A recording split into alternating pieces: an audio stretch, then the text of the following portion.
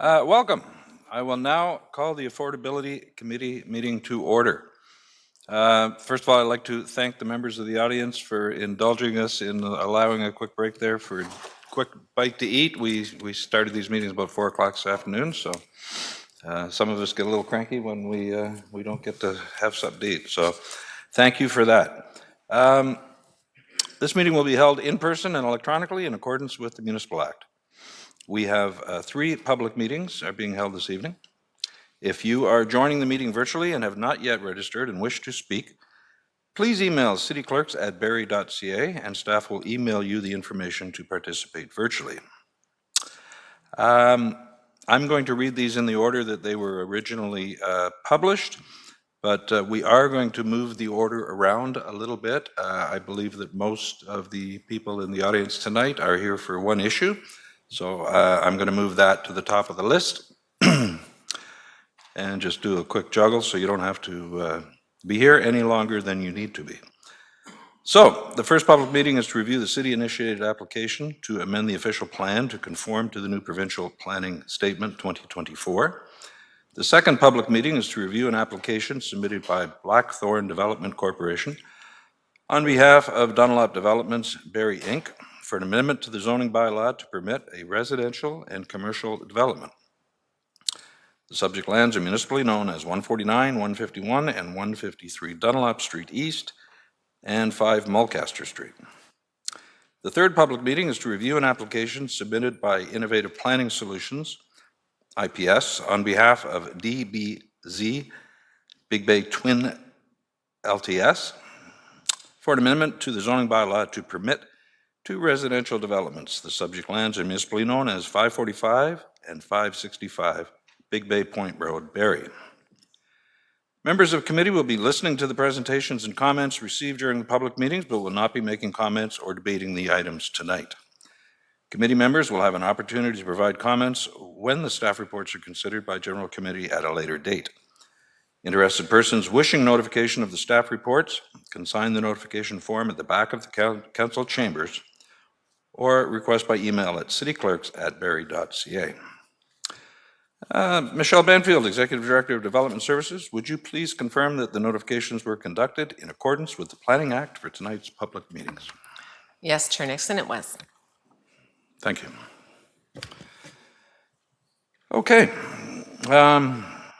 As I say, we were going to move things around a little bit, so I will now call upon Maurizio Rogato, David Riley, and Andrew Shields of Blackthorn Development Corporation to provide the presentation concerning the zoning bylaw amendment application 149, 151, and 153 Dunlop Street East and 5 Mulcaster Street.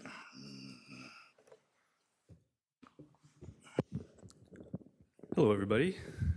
My name is David Riley with SGL Planning and Design, one of the people you just mentioned, and Maurizio is over here, and Andrew is here as well. Maurizio from Blackthorn, and Andrew is the architect. So everyone is here to answer any questions and to really listen to all the comments today.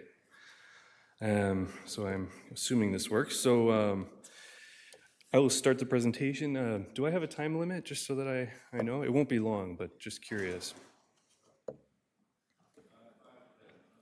Okay. I'm sorry, 5 to 10 minutes maximum. Thank you. Thank you. I will not exceed that. So we're here today after so far an extensive process, I would say, where we've had 2 pre-consultation meetings with the city and a neighborhood meeting. We then submitted the application, and here we are at the public meeting. Between the neighborhood meeting and where we are today, we did make some changes to address some comments, but I'll run through where we're at.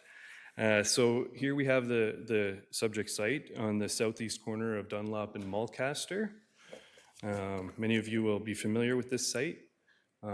Generally, the surrounding uses to the north, we've got commercial and retail uses along Dunlop, and of course, the Bayshore Landing mixed-use building and the 2 towers with that building. To the east, we have Sam Kinsella Park directly beside the subject site. And then further east, we have the Lack House condominium that was recently constructed. To the south, we have a municipal parking lot and the Barrie North Shore Trail and Heritage Park. And to the west, we have various commercial and retail uses along Dunlop Street. So here we're showing the site plan. You'll see some renderings on the next couple slides, but this is for a 25-story building. And you can see in the various shapes here, this represents building articulation and extensive terracing as kind of the building moves up. And this is done intentionally really to distribute the massing, so it's not just one mass. As everyone here will be familiar, there is a noticeable grade change from Dunlop on the north down to the south end of the site, basically a whole story. So it drops down towards Heritage Park and the lake. While this is unique from a topographic and grade perspective, there really is an opportunity with this development to create an interesting, building with at-grade retail along Mulcaster, along Dunlop, and even access for pedestrians at the bottom of the building on the south end. There's two entrances to the parking, one to the underground parking along the south side of the building that you can see along the bottom, and then to the above ground parking. There's some above ground parking proposed within the podium that's accessed from Dunlop Street on the north side. Just a summary of some of the key statistics. Starting at the bottom right, I want to just summarize that there's a total of 160 units proposed, and there's a really great mix of units. We've got one studio unit, but you can see there's when you add the 2 and 3 bedroom units, that's 86 units, which is just over half of the units within the building. And then there's 73 one-bedroom units. So a good, healthy unit mix with family size units in this building. Parking is in line with the emerging zone standards in the city's draft zoning bylaw. I believe it's on draft number 3 now. The draft zoning says there's a minimum of 0.6 parking spaces per residential unit and a maximum of 1. We're somewhere around 0.8 or so per unit, 122 tenant spaces and 13 visitor parking spaces. We're also providing for indoor and outdoor amenity space, and these are contiguous to one another. The site is very small, so it's not at grade outdoor amenity space, but it's on the 5th level, so part of the indoor inside the building and outdoor on the terrace of the 5th level. And then we've got commercial space located along the Dunlop and Mulcaster frontages, and access to the retail even wrapping around the bottom on the P1 mezzanine level on the south side of the building. So here we have some of the views on the next few slides. So this is looking northwest from the lake. I'm in the lake now on a boat looking at this building. Here we have the view from Heritage Park. So I'm looking northeast. You can see the grade change there. Here we have looking west along Dunlop Street. So I'm standing east of the building in front of Sam Kinsella Park and the Bayshore Landing buildings. And the next one, we're looking east along Dunlop Street. So we're west of the site right now. So in the official plan, we have a designation of high density. This is your new official plan, and this permits residential and commercial uses that are proposed here. The new official plan also establishes minimum density requirements and minimum heights and maximum heights. And in this designation, there's a minimum height of 12 stories and a maximum height of 25 stories. And 25 stories is what is proposed here for this site. So we don't need an official plan amendment for this. It's just a zoning amendment that we're here for today. The zoning, this is your in-force zoning bylaw zones it as central area commercial C1. Again, permitting residential and commercial uses, but a zoning bylaw amendment is required to establish those site-specific standards for the development. And some of those include a reduction in parking, but as I mentioned, the reduction is to the current zoning bylaw standards. They'll actually be within that permitted range that is what the city is going forward with in their draft zoning bylaw for now. And there's a few others listed here in terms of the other standards. But the city's new zoning bylaw, as I mentioned, it's in its 3rd draft, And as it relates to height, what's currently proposed is that this property would be within the urban core zone, which actually permits buildings up to 25 stories. So in terms of height and density, we're looking at exactly what's contemplated by existing city policy and emerging zoning. And the zoning has to be brought into conformity into conformity with the OP. And as I mentioned, the parking standards and the spaces would also comply with the zoning for the site. So with that, that concludes my short presentation. As I mentioned, we're here to listen today and answer any questions that we can. And I'm joined, as I mentioned, by Maurizio and Andrew. Thank you. Thank you. I will now call upon Celeste Kitsemetry, Supervisor of Growth Management from the Development Services Department, to provide an update on the status of the applications. Good evening, Chair Nixon and members of Affordability Committee. Further to the presentation by the applicant's consulting team, please be advised that the planning staff are currently completing the technical review process associated with this application. In addition to the memorandum provided to the Affordability Committee, on behalf of my colleague Michelle Freethy, I will provide an update regarding the status of the application, comments received from the public, and the primary planning and land use matters being considered by staff at this time. A neighborhood meeting was held on March 4th, 2024, with approximately 163 attendees, as well as Ward 2 Councillor Nixon, staff from the city, and the applicant's consulting team. Members of the public provided comments and asked questions regarding matters such as the potential impacts of reduced parking requirements, traffic patterns, pedestrian safety, concerns with proposed height and density, and the lack of municipal service infrastructure to support the proposed development, as well as impacts on groundwater. All comments and questions posed by members of the public are listed in the staff memorandum. The applications are currently under review by planning staff and the city's technical review departments and external agencies. An analysis of the applications will be provided at a later date when a staff report is brought forward to General Committee. The primary planning and land use matters being considered by staff at this time include compliance with the city's official plan and the intent of the zoning bylaw, confirmation that the proposed development can be supported by available services and infrastructure, traffic impacts and site design, and the appropriateness of the requested site-specific provisions. Planning staff are targeting the second quarter of 2025 for a staff report to be brought forward for Council Committee's consideration.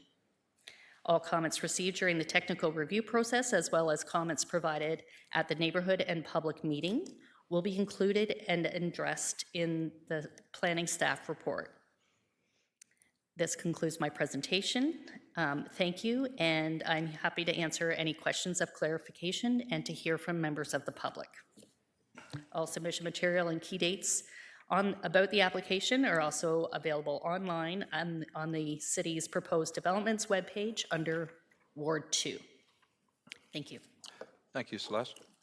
Okay, we will move to public comments. A time limit of 5 minutes will be given to each speaker. Any questions asked tonight will be documented by city staff and addressed in the future staff report. Additional comments or correspondence can be directed to Michelle Freethy, City Planner, at michelle.freethy, that's Freethy, @barrie.ca. I believe we have 5 virtual guests tonight. Carl, is that true? Do we have them ready to go? Ian Rowe. Mr. Rowe, are you online, sir? Or do we have someone speaking on behalf of Mr. Rowe, or Mr. Rowe, are you with us? Okay. We will come back to Mr. Rowe. Okay. Do we have Glenn Wood?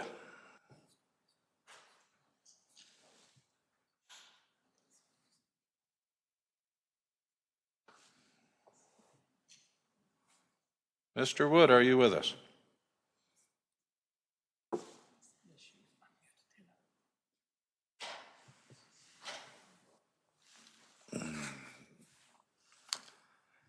How about Beverly Medland?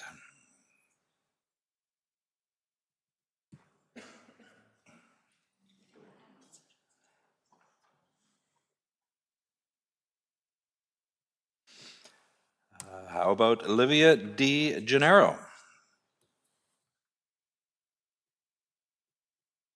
None of them?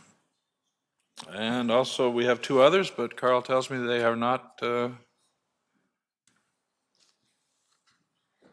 not signed in. Carl, is that correct?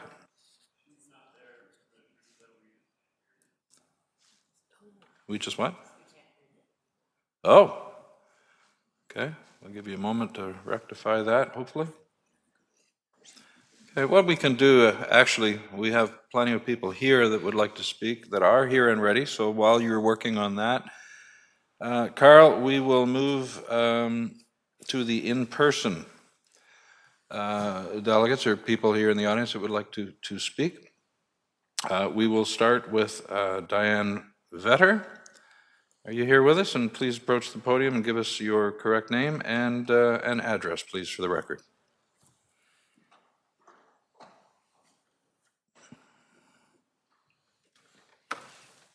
My name is Diane Vetter, and I'm a resident at the 140 Tower on Dunlop Street East, Bayshore Landing. I have agreed to speak on behalf of Mr. Rowe if he's unable to get through due to technology issues, and I do have his notes, but I will save that for later in the hopes that the technology can be resolved.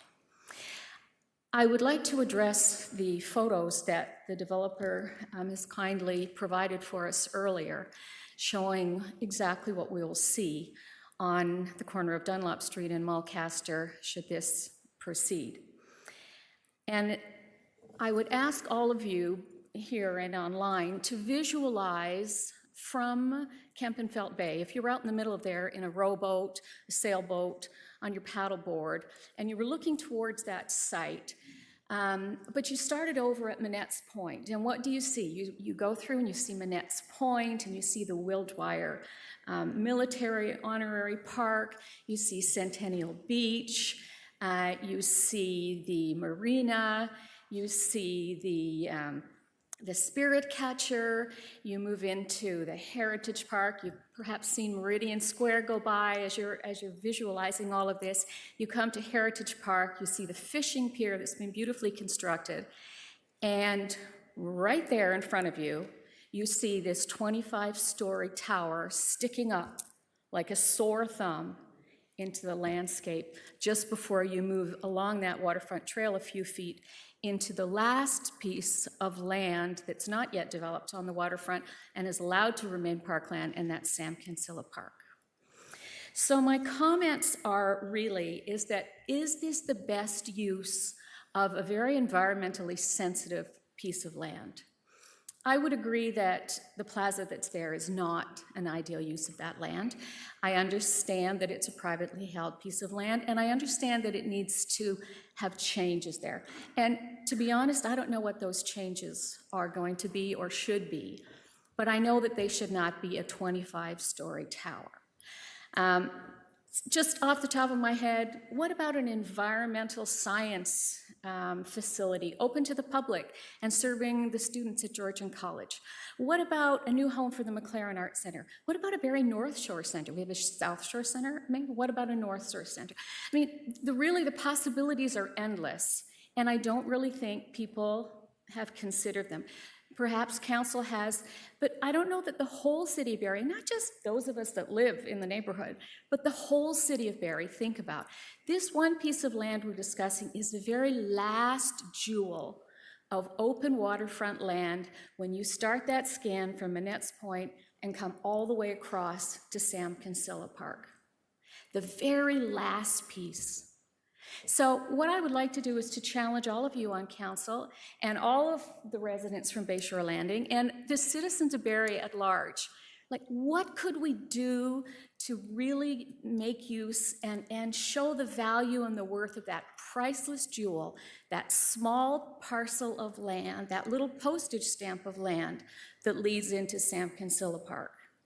And in doing so, I ask you all to dream big and say no to the nightmare that's being proposed tonight. Thank you.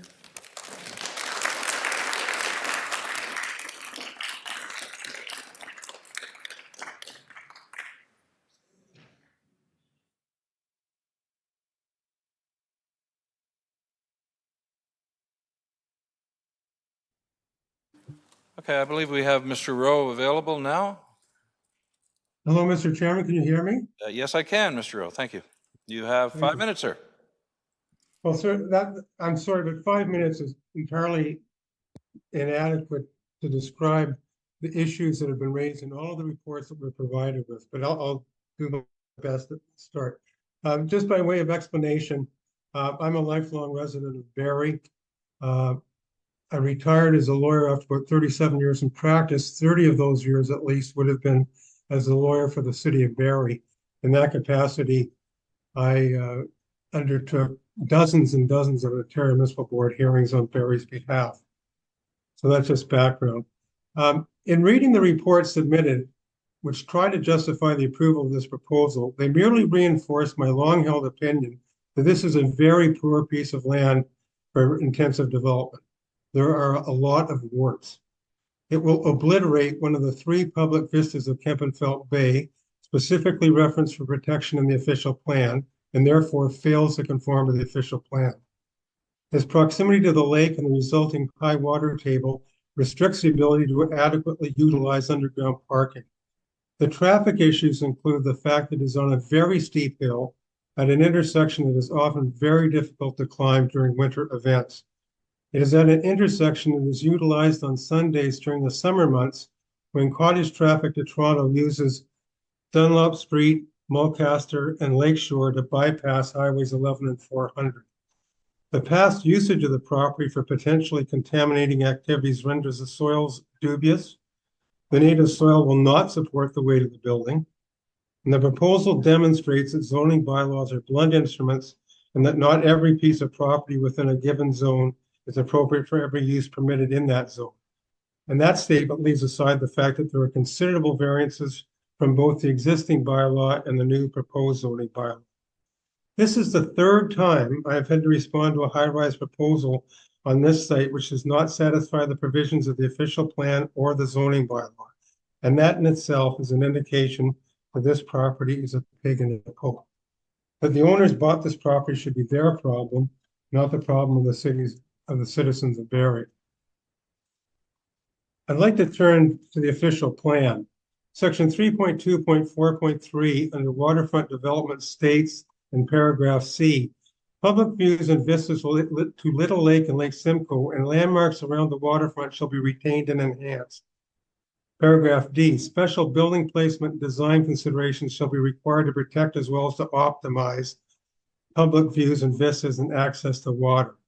Under 3.3.4 high-rise buildings, tall buildings will be sited to preserve and define any vistas terminating at Kempenfelt Bay, specifically the view corridors down Bayfield Street, Mulcaster Street, and Bursey. Under general public realm design, the design and 3.2.4.1, to design and develop a connected and vibrant public realm, the city will 7, identify and protect key views and vistas related to landmarks and natural areas. I suggest that no one could honestly suggest that this proposal retains, let alone enhances, the vista and view corridor down Mulcaster. In your mind's eye, please imagine standing at the corner of Mulcaster and Collier, look at Bayshore Landing, and imagine the building 2/3 higher, and then move that building onto the subject site and see what is left of the view. Nothing. Clearly, the proposal fails to conform to the OP on this important consideration, and that should be fatal to the application. The planning justification with respect to parking, I would submit that Barrie is not Toronto and the Barrie Transit is not the TTC. The war on cars may be current ideology, but the fact is most people in Barrie rely on cars. And I would suggest that I would be, oh, that's not for me to ask, but how many council members and staff took Barrie Transit to come to this meeting? And how many members of council and staff do not own a car? And parking spaces, 160 units with 122 parking spaces leaves 25% of the units with no spaces. 43 of the units will be 2-bedroom or 3-bedroom, and presumably these will be occupied by families with children. These units are going to be expensive. How many families do you know that can afford a car or cars don't have 1 or 2? I noted that some of the parking spaces indicated possible rough in for EV charging, but others do not. Shouldn't all the parking spaces be required to have EV charging? And if you have an EV and you don't own a parking space with EV charging. Okay, thank you, Mr. Rowe. I'm sorry the time clock ran out, but we appreciate your comments, and we have plenty more people here to speak. So we'll continue Point of order, Mr. virtually Chair. if we have. Mr. Chair, just point of order. Just Yes. for the record, could the clerk confirm that residents who exceed or don't get the opportunity to speak tonight could provide their written comments to us as well, so they can be considered as part of the staff report? Through you, Chair Nixon, to Mayor Nuttall, yes, members of the public are invited to submit written comments. They can either email them, or if they have them with them this evening, we can collect them from the residents that are in the audience, and they can be emailed to the planner, which Councillor Nixon will be giving the email address out after the public meeting is over. Thank you. Thank you. Carl, do we have anyone else standing by virtually? No? Oh, we do. Mr. Wood? Is that? Yeah. Do we have Mr. Wood? Glenn Wood?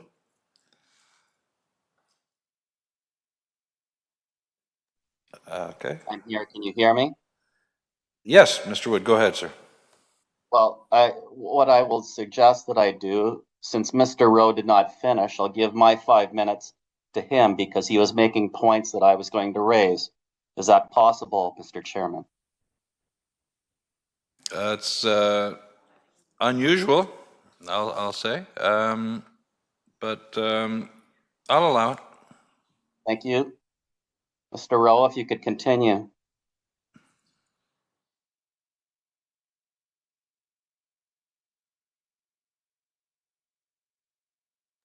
Hello, can you hear me? Yes, welcome back, Ian. Again, I object to the notion that we could be restricted to 5 minutes, but I'm going to hit some highlights. First of all, in the traffic study, it ignores the fact that this property is on a hill. It ignores it took the traffic counts on a Monday afternoon in the fall, not a Friday afternoon in the summer. It ignores the fact that the peak period of use of traffic is Sunday afternoon. And it used that the time on Monday to calculate future growth of traffic, which allowed them to reduce the levels of service, many of which achieve only levels E and F. And hydrogeology indicates that it has not been able to determine the suitability of the soils, and that further work must be done, and that there were not sufficient boreholes in order to justify their conclusions. It also involves dewatering that will require a dewatering contractor to install and implement a plan, and a groundwater treatment contractor because the soils are contaminated. They're going to be draining 8 million liters of water a day in the dewatering process. I'm just jumping from point to point here, and I apologize if this is disjointed. There was an environmental assessment, level 1, that concluded a level 2 assessment was required. Level 2 assessment was undertaken, and it concluded that further work had to be done. These are not design issues. These are threshold issues that the city needs to deal with. I have comments, which obviously I don't have time, I'll submit in writing, about the ESA, the hydrogeology, the soils. All of the reports themselves speak to the difficulty of this particular site.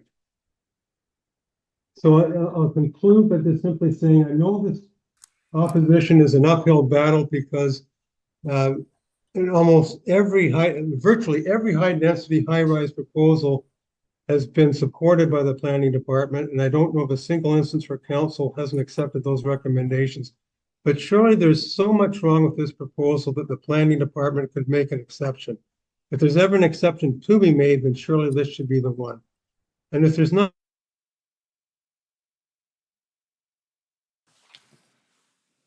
Okay, thank you, Mr. Rowe.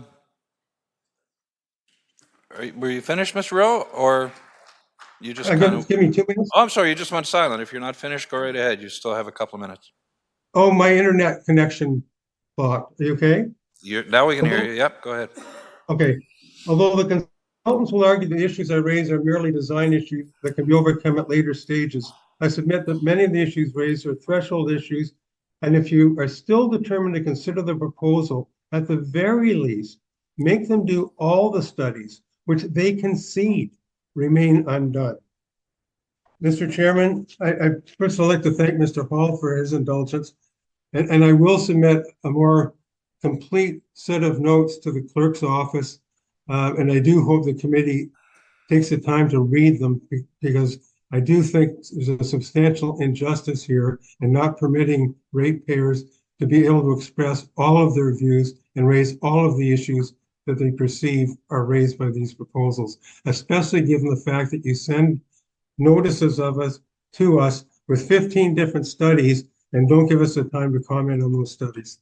So I will, again, submit the balance of my submissions in writing.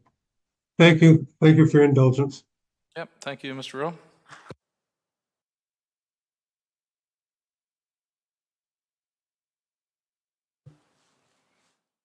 Do we have Beverly Medland? Yes, I'm here. Okay, go Can you right hear? ahead. Yes. Okay, I concur with Mr. Rowe. And as a former commercial litigation law clerk, and having worked in environmental issues caused by seemingly reputable builders even, that affected the land waters in Mississauga. I have lived here and I have observed that I had no expectation of a building of that size ever being conceived, put across the street from where I reside. And from the point of view of the environment, just alone, and not to mention the traffic infrastructure and the load that it would be putting on the sewage infrastructure, it's not feasible. And having them say that, okay, well, the people can use Barrie Transit. I don't think so. You have to be really old or really desperate to get on the Barrie Transit to do your business around Barrie. Sorry, but Barrie is not Toronto waterfront. It is a residential area around Barrie's waterfront, and it should be maintained as such if it's not parkland.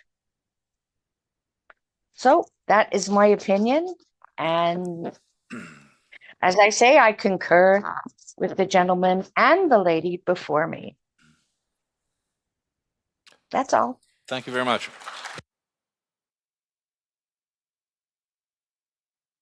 Do we have Olivia De Gennaro? Nope. Laura Reed.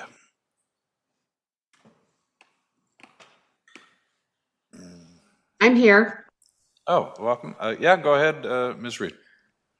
So I'm an owner at 150 Dunlop Street East, and I also concur with Ian Rowe's analysis. In particular, though, given the time limit, I'll focus simply on the traffic. I find these traffic studies and what they think the peak will be coming out of this this Goliath of a development to be an underestimate at best in the kindest terms. If you stand on that corner in the morning, you will see the traffic jams from people trying to turn left to get onto Dunlop to head to the 400. People who want to go straight to take another route to the 400 are stuck behind people, and other cars, and it's backed up all the way along the lakeshore. It's backed up along Dunlop Street, heading towards away from 150. And then you've got all these other new developments coming in that they said they factored in 79 Collier, 129 Collier, 185 Dunlop, 217 Dunlop. This just seems impossible to me. They said that there would be a net increase of 25 trips out of the condo during peak hours. I don't think so. I don't know when they did that study of the so-called Hooters commercial development. Hooters closed in February 2022, I think. And when did they do the study? September? So obviously the traffic would have been less coming out of there, but it's not possible. And Mr. Rowe mentioned Sundays. The traffic is backed up forever. And what traffic leads to is also parking problems.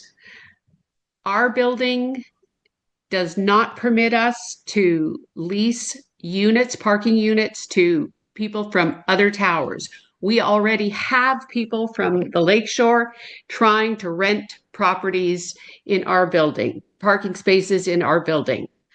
You cannot tell me that the people who eventually move into or not this massive development are going to only need half a car per unit or 0.6 or whatever it is. It's simply not possible. You're talking about bringing in families.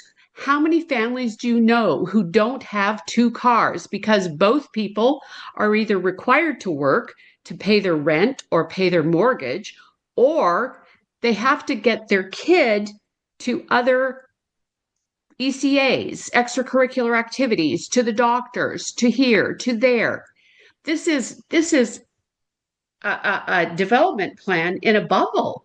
It is not reflective of reality of what most married couples or seniors are dealing with.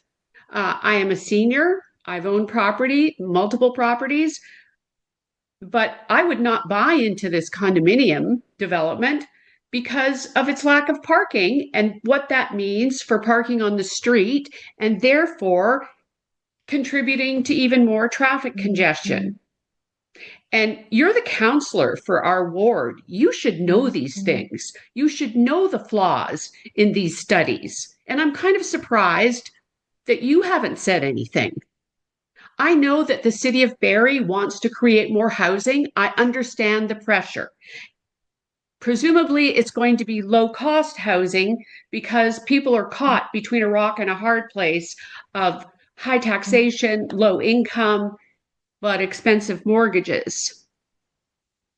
I don't think that this development is the solution. I say that with all due respect. It is not the solution. If I have any time left over, I will cede it back to Mr. Rowe, because he has done a much more thorough study than I think anyone on council or in the public could have anticipated. And God bless him for it. I'm done. Okay, thank you. Point of order, Chair Nixon. Point of order to Ms. Cook. Ms. Cook, could you just clarify for the record? I don't like things just being up in the air. While Councillor Nixon's the chair, while he's a Ward 2 councillor, is it appropriate, or does he even have the opportunity to speak and make opinion comments about this development before members of the public speak? My understanding is that he's not, but I just wanted it to be clarified as to why, quote unquote, he's just sitting there and hasn't spoken up.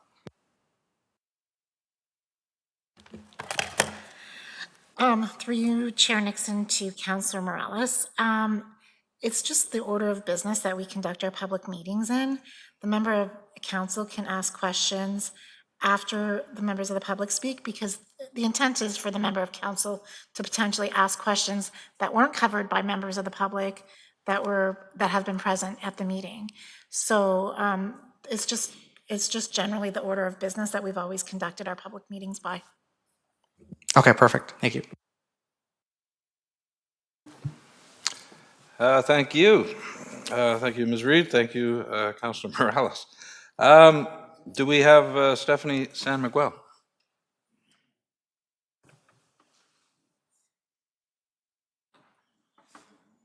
Nope. Okay, we will move to members of the audience that are here in person. We will go to, is it Mady Shimarani? Shimarani, yes, you are here, sir? I'm here, but at the moment I don't have any comment. You do not? Okay then. I'll now call upon Jacques Gibault.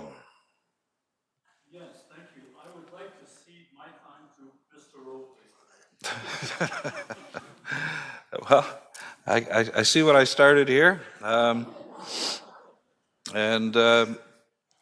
Yeah, Mr. Rowe, are you still with us? So Mr. Morales took your last 30 seconds. We'll let you have another 5 minutes if you're ready to go. Can you hear me now, sir? Yes, go ahead, sir. Okay, thank you. I'm going to turn to traffic because there's a couple of things that council should, committee should understand.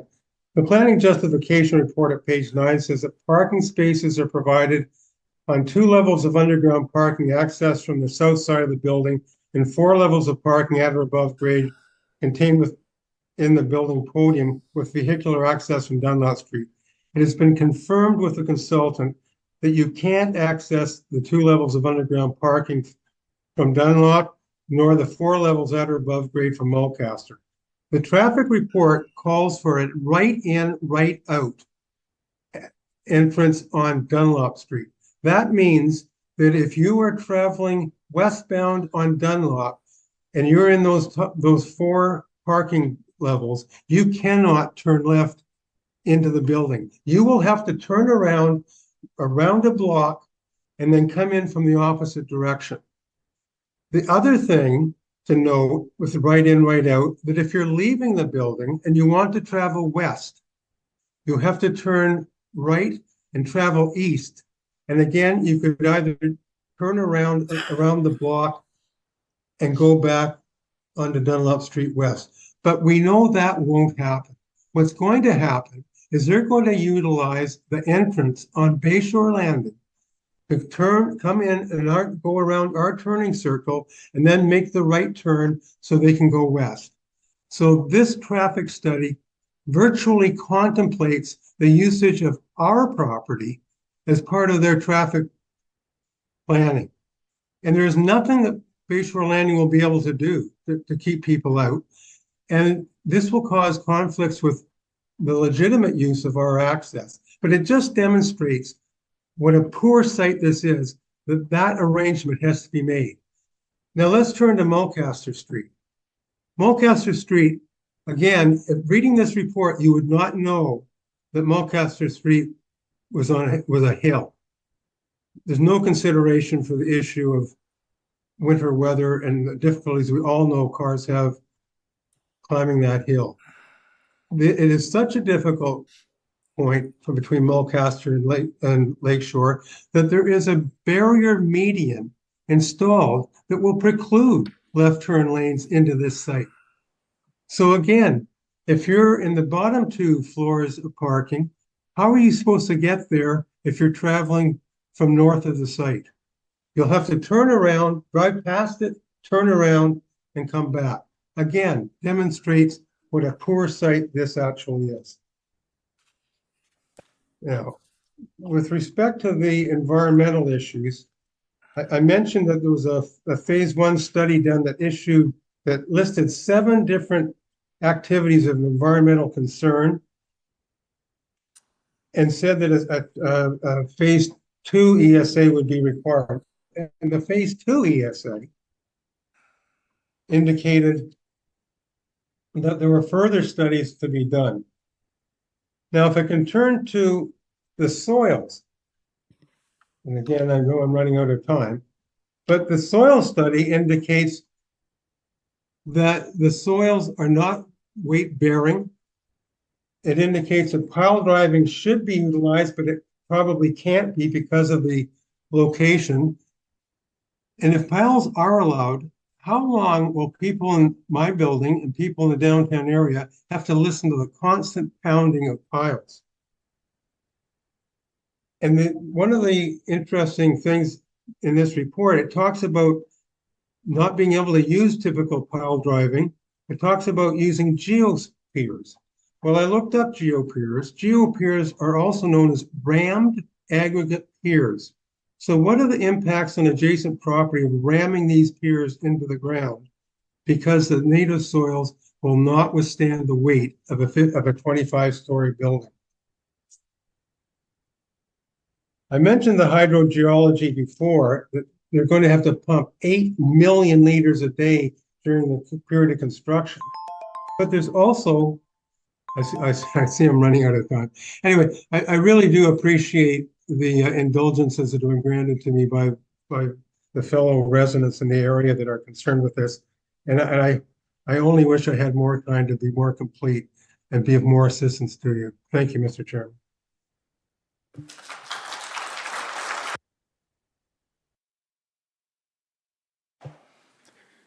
Thank you, Mr. Rowe. Do we have Anna Vincente with us?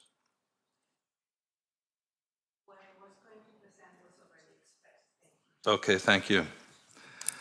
Diane Jones?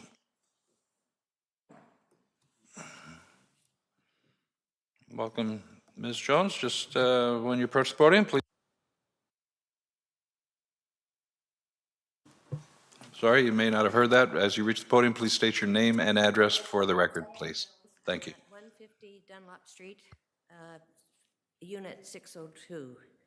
And actually, a lot of things have been said, and I would like to say on behalf of everybody who's here that everything that's been provided resonates. We all feel the same way.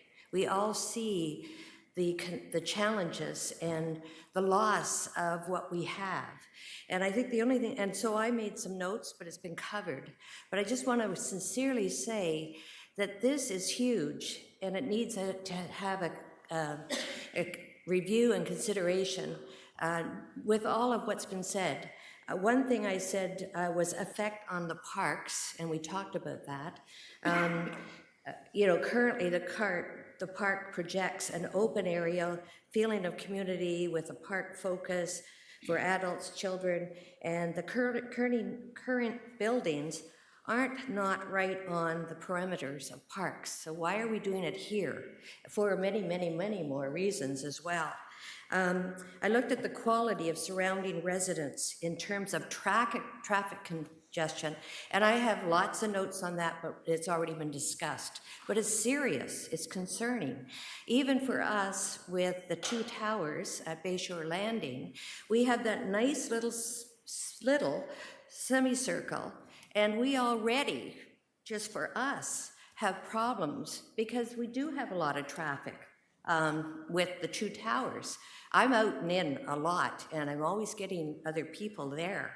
And it's just, it just doesn't make sense, along with everything else that has been said.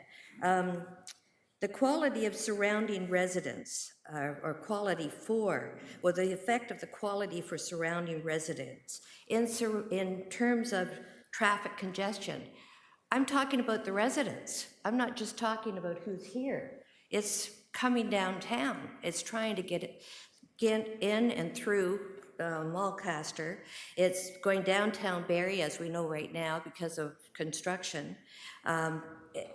Dunlop Street, we've already talked about that. So it's the effect on the quality of surrounding residents in living here and the challenges and that we already have. We're just adding to that, adding to that, adding to that. And open waterfront, wow, you know, that's excellent, because we talked about the various parks, and it is all open. You can see it as a park. Nothing taking priority to that. And future consideration. I liked what Diane said. Of course, I like her name too, as my name is Diane. But there's other options that would be more conducive to the environment that we have. I find it just difficult to think that we would look at something else without giving consideration to what would fit in there, and embrace and make better and bigger what we've got by adding to. And I said, Diane, I'm not sure where you are, but I thought there are some thoughts that could really do good for Barrie. You know, we're on the right track when we're thinking about what we have, how we can maintain it, how we can grow it, that it's specific to what that is. And we've got it now. So I guess I had more to say than I thought, but there's a lot that's been said. I'm really hoping and praying that you're listening to this, and that we will see, you know, sense prevail. So thank you very much.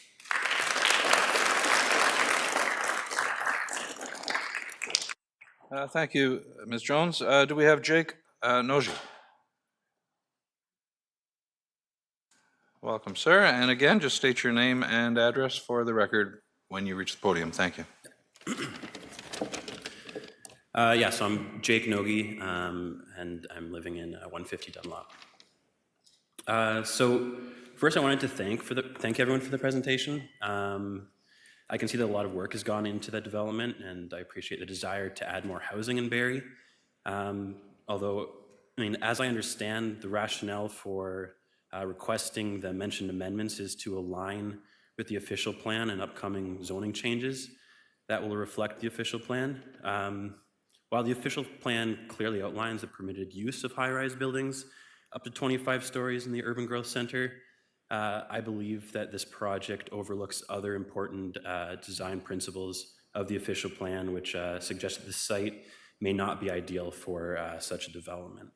The guidelines mentioned in the official plan for sites adjacent to parks, trails, and views to landmarks emphasize the importance of maintaining integrity of these spaces.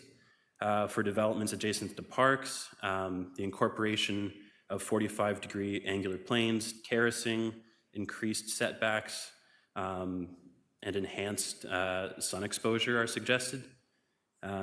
Regarding trails, it is mentioned that trailheads should have strong presence with buffers for tree canopies and potential public easements to ensure accessibility. The official plan also notes that views to important natural features such as like Simcoe would be protected, created, and framed from the public realm. This includes safeguarding sky views, framing gateways into downtown areas. The arch right outside City Hall here currently frames a view into Lake Simcoe and sculpture at the waterfront there. And this development would greatly impede this view coming down Mulcaster Street. As well, Bayshore Landing across the street from this development has the greatest density of residents living in the immediate area, and this development would not only greatly impact the views to the large majority of its units, but also have a great reduction to sun exposure at opportune times. Viewing the sun study conducted, Bayshore Landing would be in shadow from about noon on for the fall and winter months. For these reasons, I believe that this development does not align with the intent of the official plan, and that the current zoning requirements for building heights, landscape buffers, building setbacks, and stepbacks are consistent with and support the goals of the official plan. Thanks.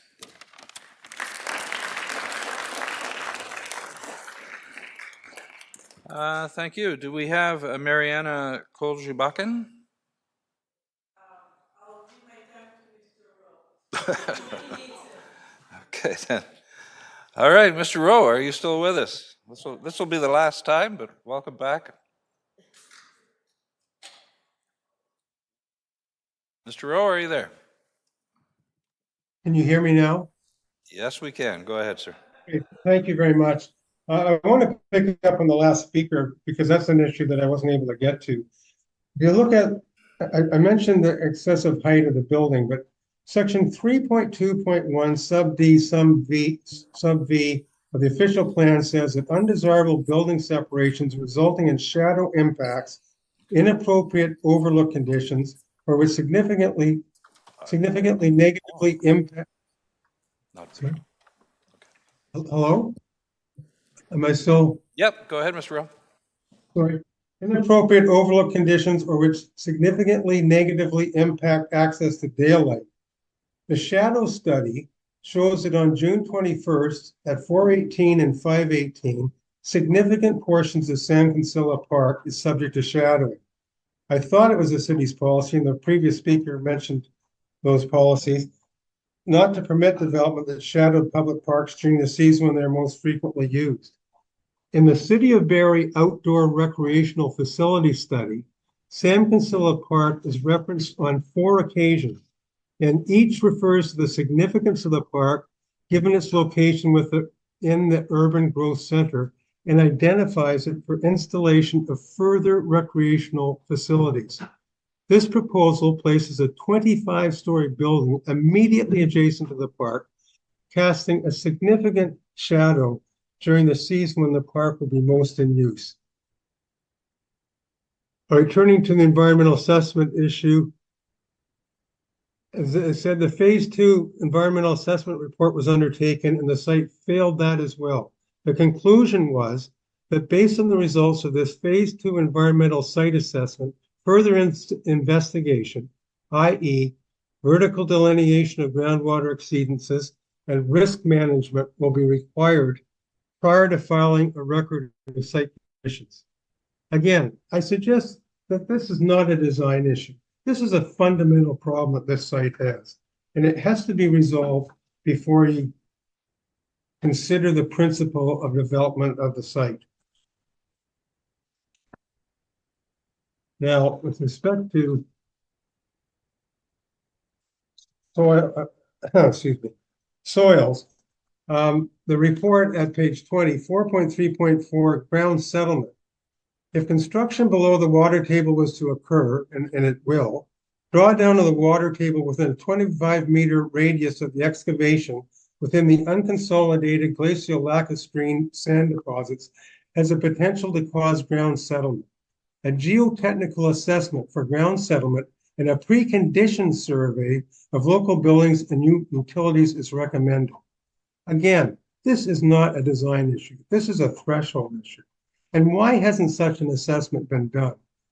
And if severe structural damage is done to Bayshore Landing or the surrounding buildings, and again, note that these are of Victorian age construction, the potential liability of the city for approving this proposal will be enormous.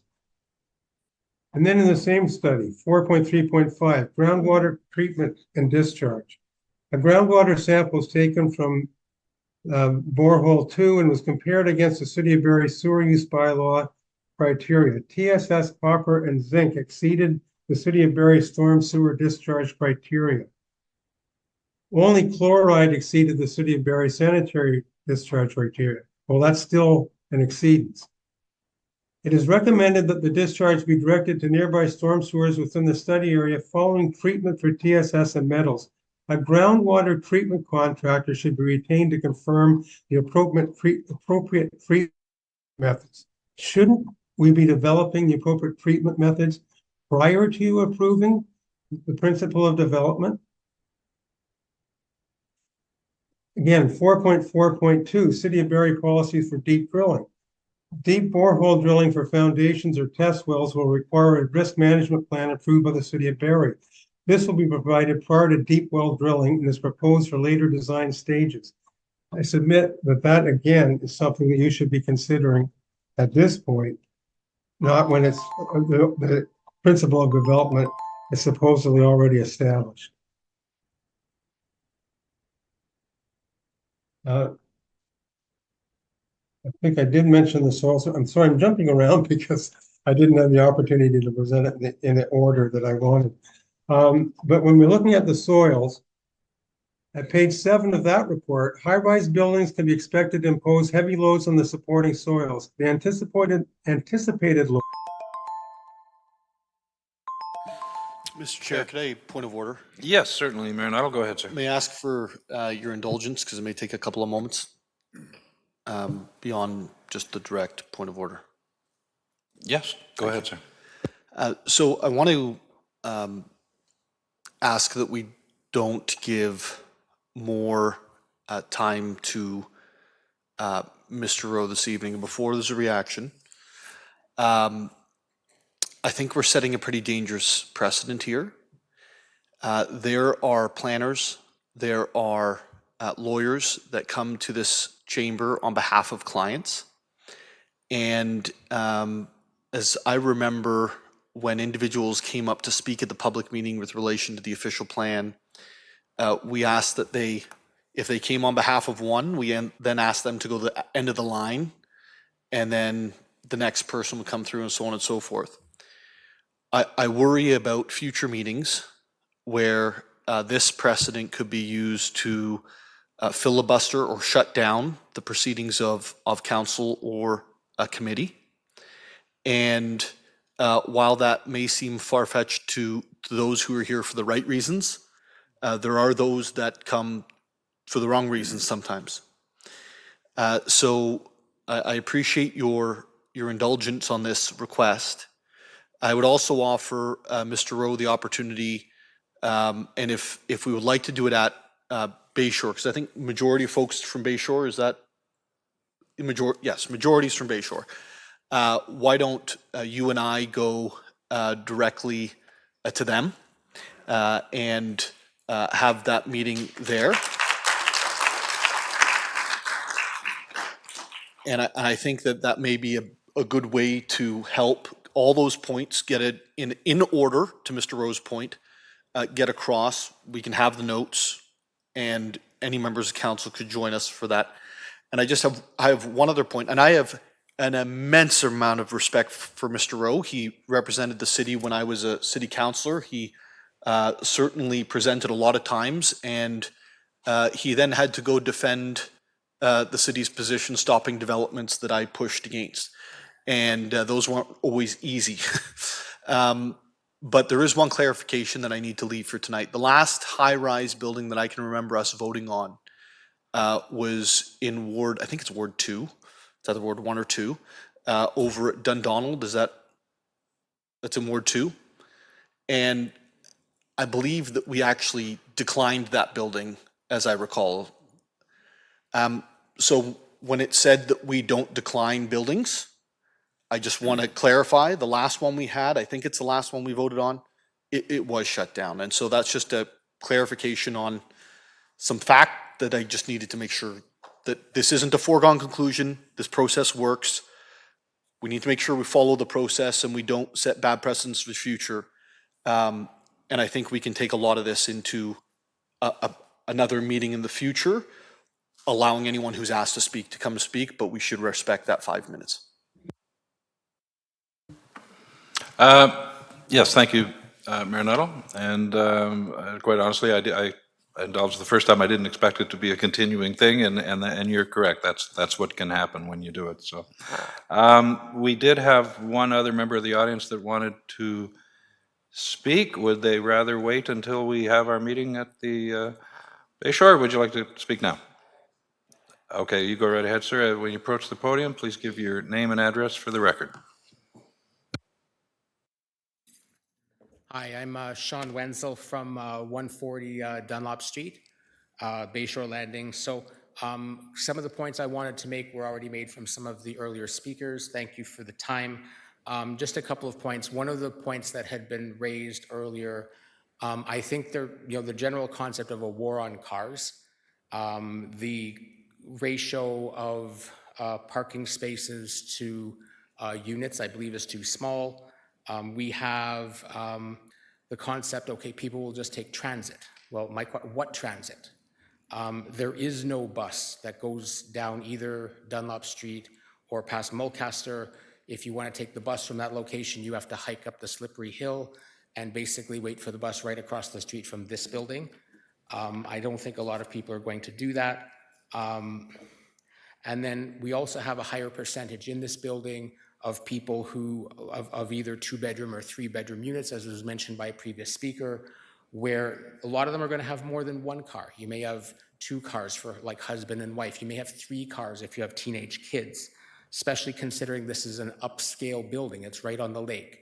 You're going to have a higher percentage of people who are going to want their cars. Now, if we look at the ratio at Bayshore Landing, and this is not counting visitor parking, the ratio of parking spaces to units is 1.22. If you look at the ratio 122 spaces to 160 units, that's 0.76. So the bylaw, they're suggesting 0.6. The reality, they're talking 0.76 plus the visitor spaces. And what that does, that creates a shortage of, if I take the 1.22 number, that creates a shortage of more than 70 parking spaces. Where are these 70 cars going to park? Keep in mind, you can't park on the street overnight, snow removal in the winter. Where are these 70 cars going to park? You think about Canada Day. You have all the tourists, you know, wanting to be there for the fireworks. Imagine competing with these 70 cars to park. Imagine the group here, all of you having to compete with these 70 cars to park to come into this meeting. So that's, I think, something that has not been properly thought out. Where are these 70 cars going to park? And yeah, so that's basically my point. Thank you very much.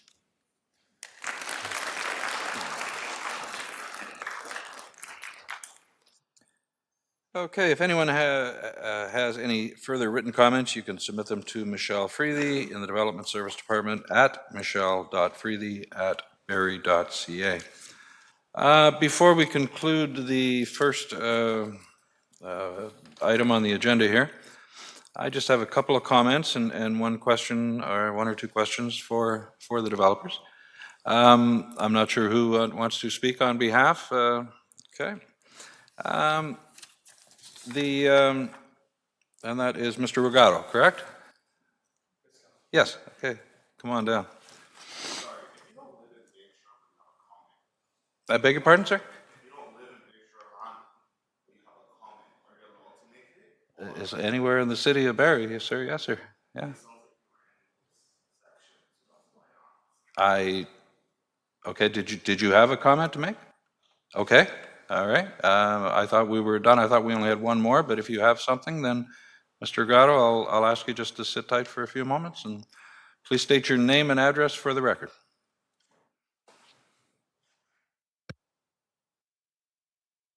Good afternoon, Chair Nixon, members of committee, and members of the public.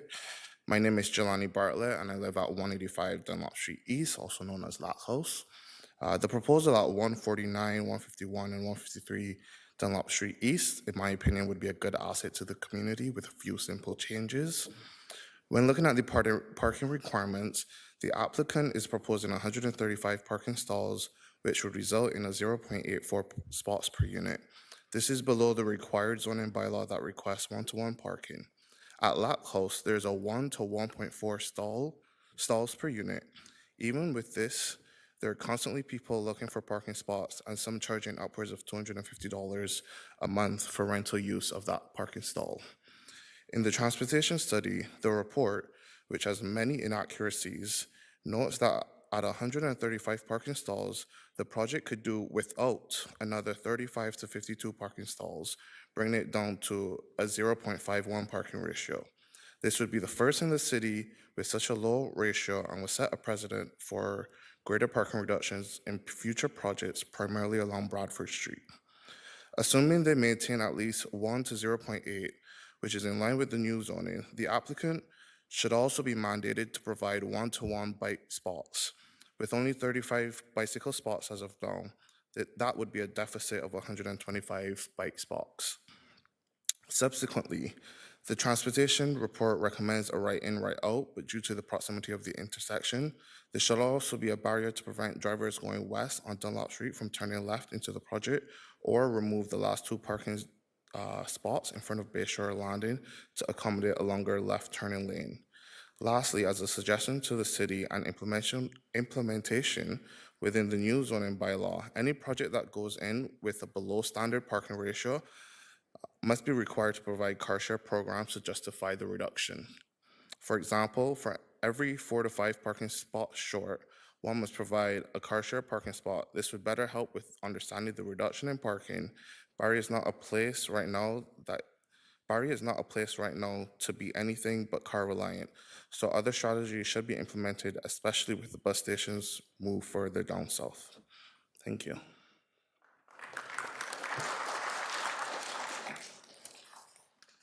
Thank you, sir. Okay, before I move on, I just want to make sure, is there anyone else in the audience? Oh, we have one more. Okay. We have two more. Okay. Come on down, state your name and address for the record.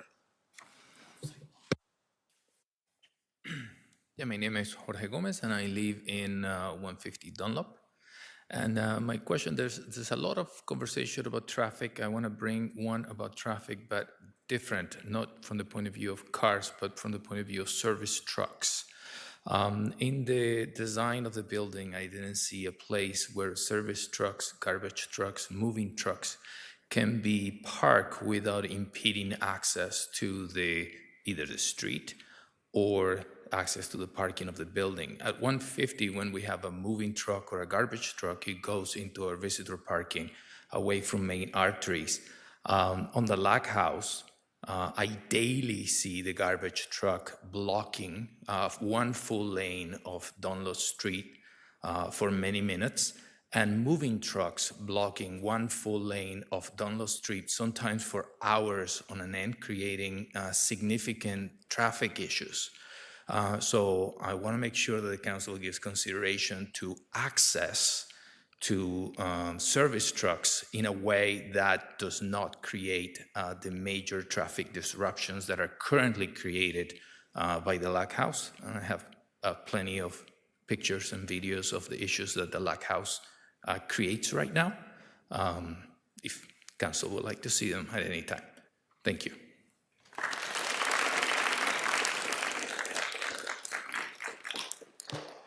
Thank you.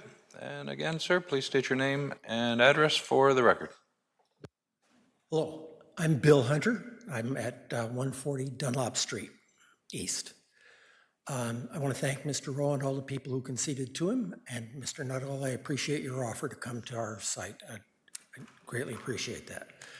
I also would like to speak about traffic, but I'll be very, very brief because it has been covered.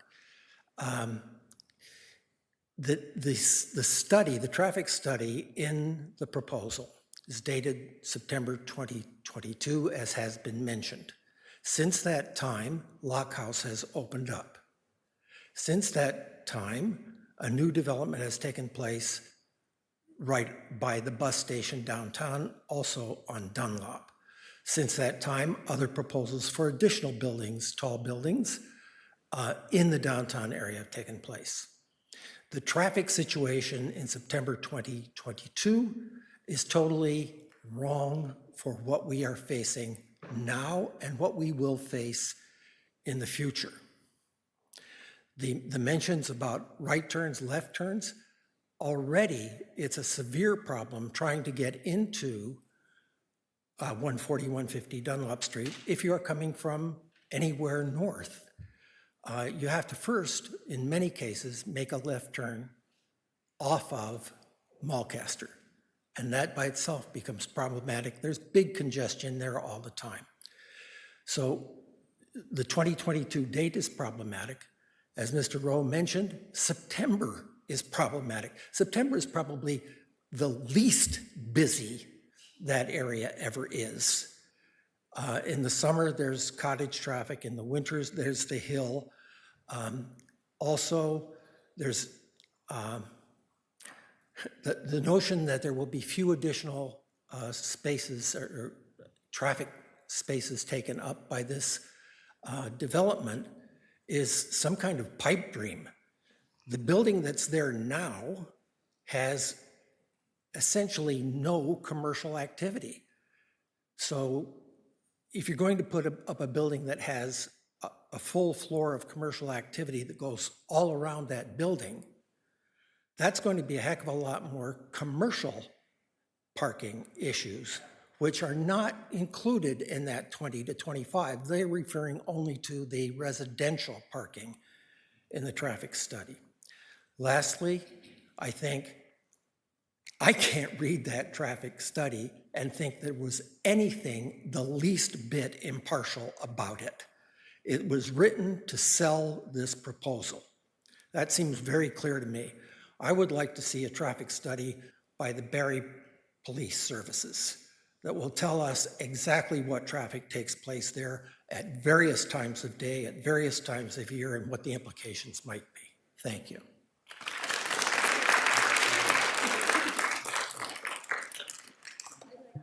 Oh, okay. We have one more, or do we have two more? We have two more. Okay.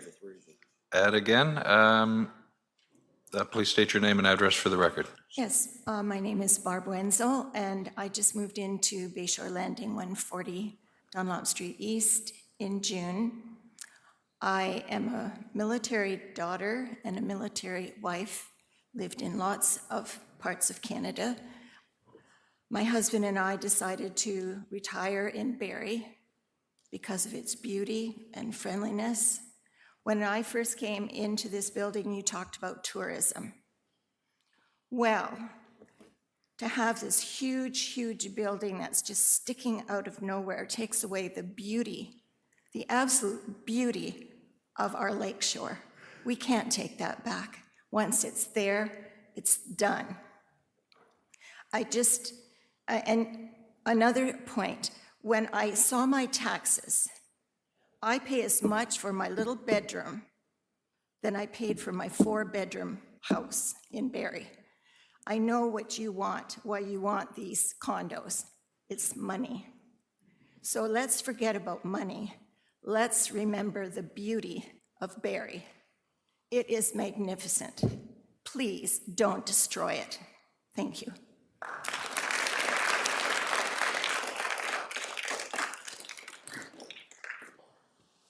Thank you. Yes. Come on down, and again, please state your name and address for the record.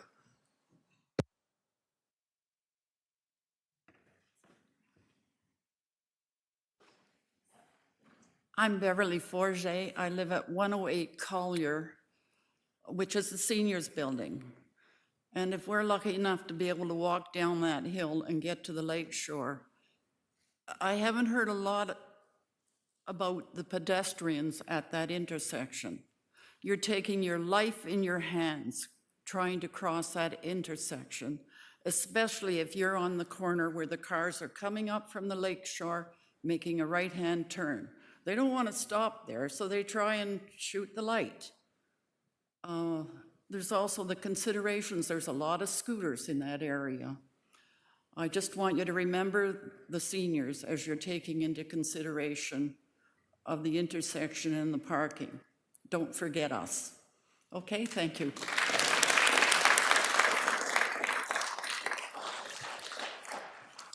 Thank you. Just to, we do have one more. Yes, come on down. Please state your name and address for the record. Thank you. Hello, Man and Heron at 140 Dunlop. Best teacher in the world. Alex Nuttall went to my high school. He graduated from my high school. So, and you know what? That just actually goes to the fact that Barrie is still Barrie. I grew up in this town. It's not Toronto. It's not Muskoka. It's that beautiful city in between. And I'd like to keep Barrie as Barrie. Yes, we're going to have, I'm going off the cuff, by the way, but anyways, we have development, we have this, we have that, but it's still Barrie. So I'm just going to get to my points. Everything's already been said, but I still wanted to publicly reiterate a few. We've already talked about the waterfront, how it's going to change. There's no denying that. I wanted to make my point known. I grew up as a little girl in Barrie. I saw it. I still see it. I love it. Anytime people come, they're like, look at all of what Heritage Park has been developed, the I Love Barrie sign. Regardless, everybody still talks about our waterfront. Festivals happen. Kempenfest, the largest in Barrie. It's always about the waterfront. People take pictures all around it, and I could go on and on. We've already talked about the parking. I'm not going to keep going on with that, but it's a huge issue. Traffic, we've already talked about that. It's a huge issue. Definitely this condominium will not be built for affordable housing. I apologize, I have a high respect for the developers. It's a business in itself, high respect there. But it's not gonna be affordable housing, that's the bottom line. I think there's other sites where we can have affordable housing in our city. And there's wonderful, all of you are working on that. So I don't think this condo is about that. The shadow effect to Dunlop Street and area when that building is up, You're going to walk Dunlop Street. You're not going to see any sun. It's going to have a huge effect. It's a huge for vitamin D, for depression. I could go on and on about the science behind that. Yes, it's just sun, but it's going to make an effect. It's going to change the way you feel when you walk on Dunlop. And these things matter, not just the numbers, not just the money, but the feelings of when you're in Barrie. I believe there's other sites in Barrie, lots of property available to have a high rise. I don't think this is the property.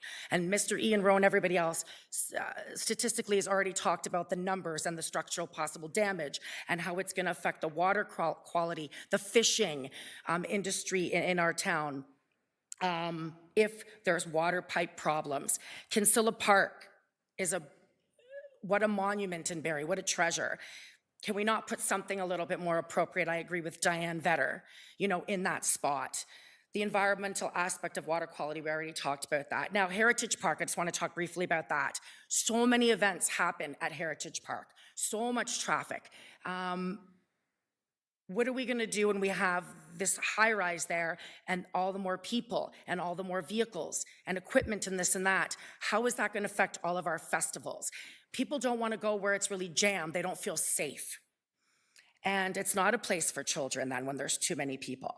I want to talk about EMS, emergency medical services. Already have an issue sometimes coming around Lakeshore. It will have greater effect with this particular site. I don't want this just to be about development in Barrie. I want this to be about developing Barrie and what Barrie stands for. And the value, you already know the values of our condos are going to, change, which is a selfish thing that I'm going to talk about right now, but it will, and nobody wants that to your home. It's a home for many people. And it's a starting investment for a lot of people as well. I believe that there was a reason why the zoning was first established as it was, and I truly believe we need to honor that. Again, there's a difference between Toronto and Muskoka, and that's us, we're Barrie. We're right in the middle, and I want to keep that. I believe it's just too high and too heavy for that site, and I agree with all the speakers, and thank you for your consideration. Thank you.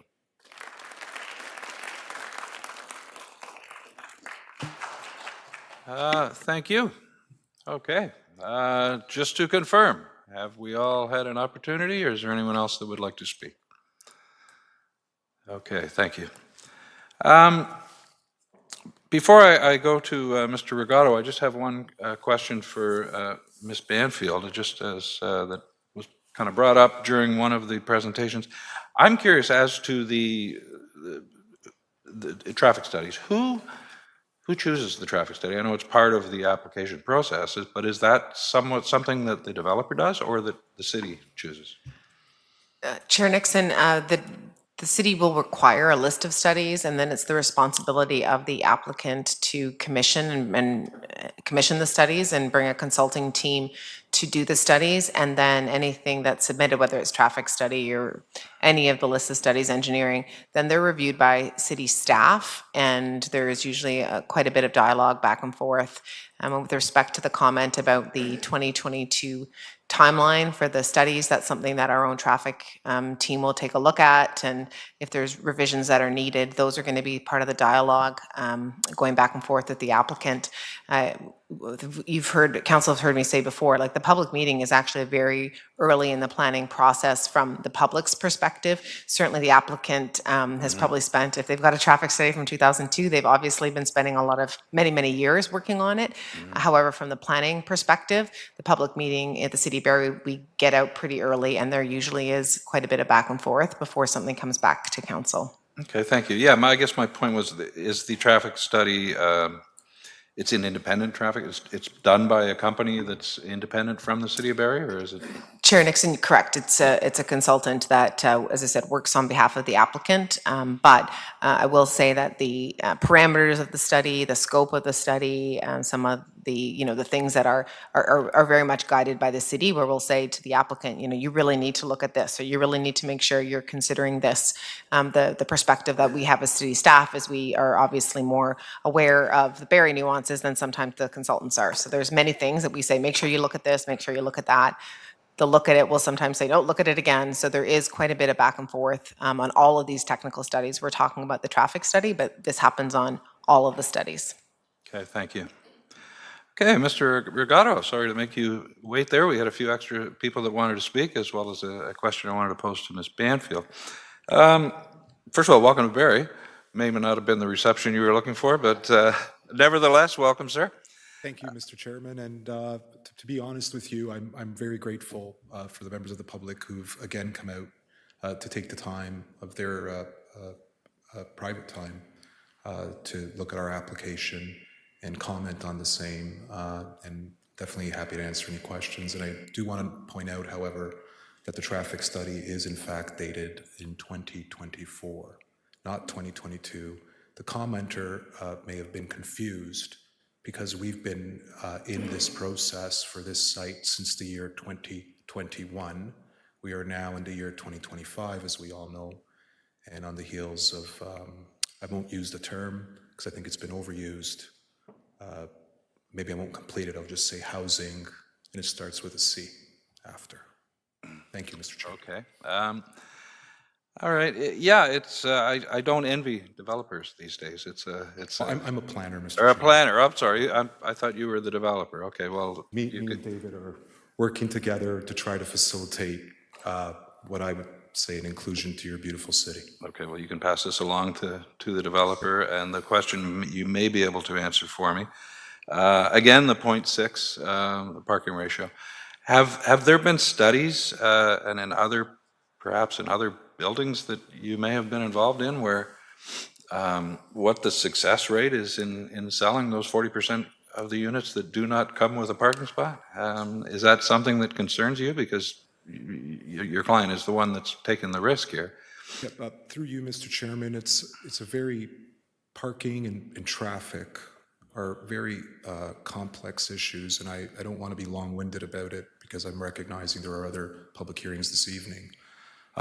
We did not undertake any market studies when determining the parking, but as David mentioned during his presentation, the city's now third draft of the bylaw is 0.6. We're proposing, I believe it's 0.8 for parking. And the reason the parking was increased was at the neighborhood meeting. We very much heard the concern that there wasn't enough, so we've upped the number. To increase the parking beyond that, that is a variable. We have had discussions with the city to look at means to increase parking. And as Mr. Rowe pointed out, the site does have various challenges, which is very commonplace in the downtown urban fabric vis-a-vis environmental issues. Because this is a residential use that's being introduced, a record of site condition will be required by the Ministry of Environment. So all environmental issues will be settled. But to answer your very question, to take a look at the absorption of units that would not be offered parking would be something that would need to be looked at from a market point of view. What was assessed through the parking study was the peak demand of parking. And of course, a lot of empirical work went into the city's own bylaw that recommended an even lower rate of 0.6 spaces. And I recognize that the main mode of travel is the vehicle. That's a fact, I believe. But I also think, maybe not factual, but maybe aspirational, that we cannot build a downtown that's car-centric only. The idea would be to build a vibrant downtown. You find it oftentimes in the big brother policies of the province, words like resilience. The idea is to try to keep people in the downtown if we can, enjoy those amenities, provide those amenities. This proposal seeks to do its contribution to that with some limited commercial space. Again, a parking rate above the city's own draft zoning bylaw. And it's kind of funny, we get told oftentimes you have too many studio units and one-bedroom units, not enough family units. Well, here you have a proposal that has a greater amount of family units, and yet we're being told that there's challenges with that. So I think overarchingly, we would all agree that we're in a very challenging time frame right now. I don't know if you're all aware of the latest Ipsos Reid poll, where about 43% of young Canadians from the ages of 18 to 34 actually prefer to join the US. And the main reason was the lack of housing. It's not to suggest that this proposal will cure the housing issue, but it is to suggest that when looking at your downtown, we would want to try to accommodate various modes of travel. Transportation demand strategies was actually can work. I believe one of the young gentlemen that was in the audience referenced car share programming. I recognize transit isn't popular. Although I grew up on transit, I still didn't like it at the time. I would have rather been an air-conditioned vehicle, of course. But something's got to give. That's where it falls into here. And we need to find a way to provide housing options. And frankly, I don't think we can build a downtown around motor vehicles, because I don't think the outcome of that will ever work. We go to great cities around the world and we come back and say, wow, that was a great place. The last thing they're doing in those cities is driving cars. Thank you. Okay, thank you. Yes, I agree 100% that it is a very challenging time to be building anywhere, whether it's in Canada or the United States. There are housing issues in both countries, and as a council and as a city, we want units. We need more units. I think that any opposition that you're going to hear about this is not about the number of units. It's not. It's about the location, and the location is very near and dear to a lot of people's hearts. Not only is it in front of the lake, in front of the bay, but it is kind of in the middle of two park settings, so it's very unique. And as you mentioned, the development building business today is very challenging. This is an ambitious proposal. It's very lengthy. It goes on for years and years and years, and it's an unstable market. We know that. Having said that, we do not have the ability to tell. Our job here is to listen to the neighbors, listen to the residents, read the staff reports, and go from there. It does take a while. But should your client decide that this lengthy process and this challenging endeavor is something that they choose not to do, and they want to sell that property, you know how to get hold of us. So I'll just put that out there right now. So thank you very much. We will move to what was going to be our first, which is now our second public meeting. Mr. Chair, just before we do, to members of the public who are here for the public meeting that just ended, I'm not sure if you are aware, but later this evening there's going to be another item, and that is the parkland across the street from you, beside Sam Kinsella Park, which has a big fence around it right now.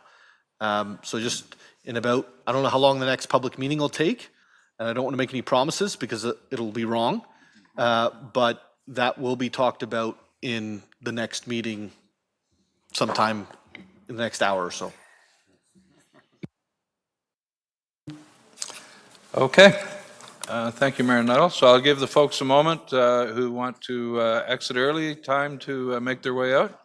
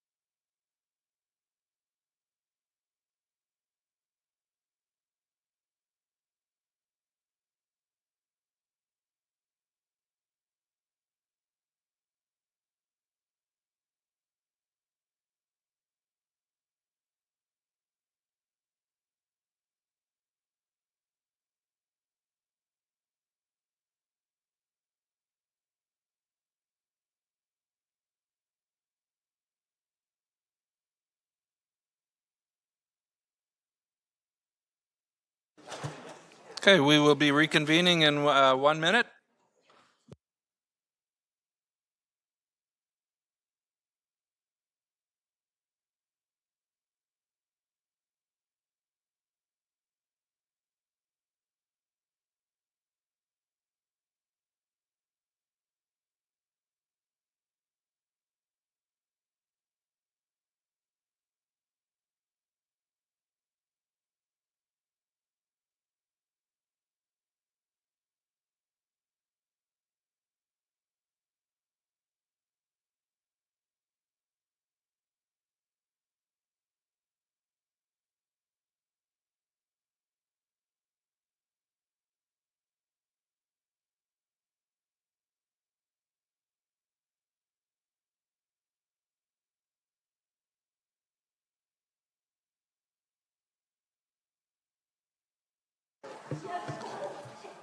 I will now call upon Michelle Banfield and, I will now call upon Michelle Banfield, Executive Director of the Development Services Department, and Celeste Kitsmetry, Supervisor of Growth Management from the Development Service Department, to provide an update on the status of the city's application. Thank you very much, Chair Nixon. So we are here presenting about a city-initiated official plan amendment to make our official plan consistent with the new provincial planning statement that came into effect in the fall, October of 2024. That bill changed a whole bunch of provincial legislation, removed the growth plan, and as I said, did a new provincial planning statement. And the biggest impact, and we're trying to, at this point, do conformity, make sure our official plan conforms to this new provincial planning statement, and it is about employment land uses. So I'm going to turn it over to Celeste to tell us a bit about the amendment. Thank you, Michelle.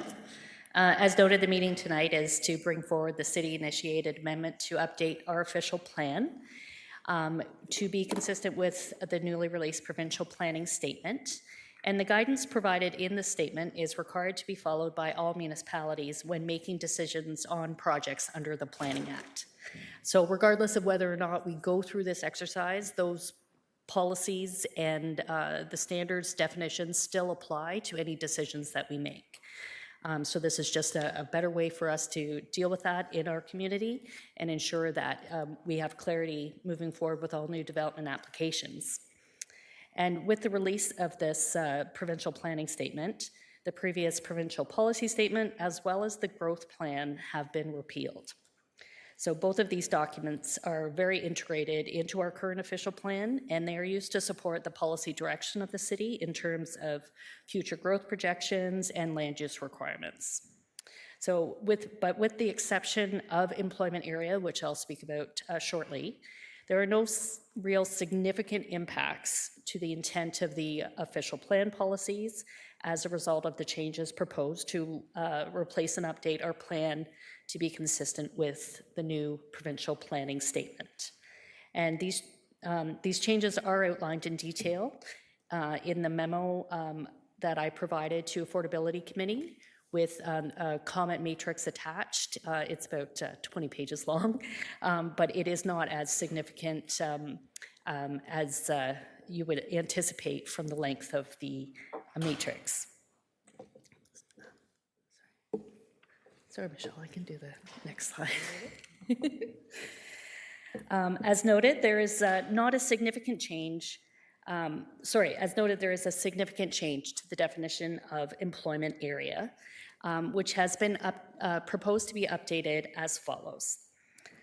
Those areas designated in an official plan for clusters of business and economic activities, including manufacturing, research and development in connection with manufacturing, warehousing, goods movement, associated retail and office, and auxiliary facilities. A point to note at the end of the definition, which is the most significant change, is that uses excluded from employment areas are institutional and commercial, which include retail and office. This definition represents a change to the employment industrial designation permissions which does have permitted non-industrial service-based uses and offices currently permitted in the employment industrial designation. And there's also a significant change to the permitted uses in the employment non-industrial designation, which are largely commercial and service-focused businesses. So next slide. The community structure map in our official plan includes the identification of major transit station areas, the urban growth center, natural heritage features, and our targeted employment areas. With the change in the definition of employment area, staff have proposed the removal of those lands designated as employment non-industrial from the designated employment area on this map, which amounts to an area of approximately 304 hectares. This step will allow those lands designated as employment non-industrial to continue developing in accordance with the current use permissions. And to ensure clarity with this intent, staff have also recommended renaming the employment non-industrial designation to business commercial, so that it is clear that it is no longer part of the employment area, and the uses intended to be permitted in this designation can continue as they are currently outlined in the official plan. The permitted uses would not be then permitted, required to change through this exercise. It would just be the employment non-industrial lands would change to be named business commercial. This would also maintain the restriction on residential uses that is currently in the employment non-industrial designation, as they are supposed to act as transition and buffer areas between the industrial employment uses and more sensitive land uses. The employment, the 304 hectares of employment non-industrial lands, as I noted previously, are now going to be known as business commercial. And they will continue to provide development and growth opportunities in the business commercial designation as they're currently utilized throughout the city. And this is done while protecting the integrity of the employment industrial lands for development in accordance with the new targeted definition from the province. So right at the moment, everything that is clearly identified as employment area on map 1 would need to, future development would all need to comply with the definition of employment area in the PPS. So this has kind of scoped that definition to remove the section of lands that we have always targeted for businesses, institutional uses, recreation and minor and light industrial uses. We can still progress with development in those areas without it being impacted by the new employment area definition in the PPS. So in that regard, as currently included in the official plan, a transition provision has been maintained for those uses that currently exist but do not meet the new definition of employment in currently existing in the employment industrial designation.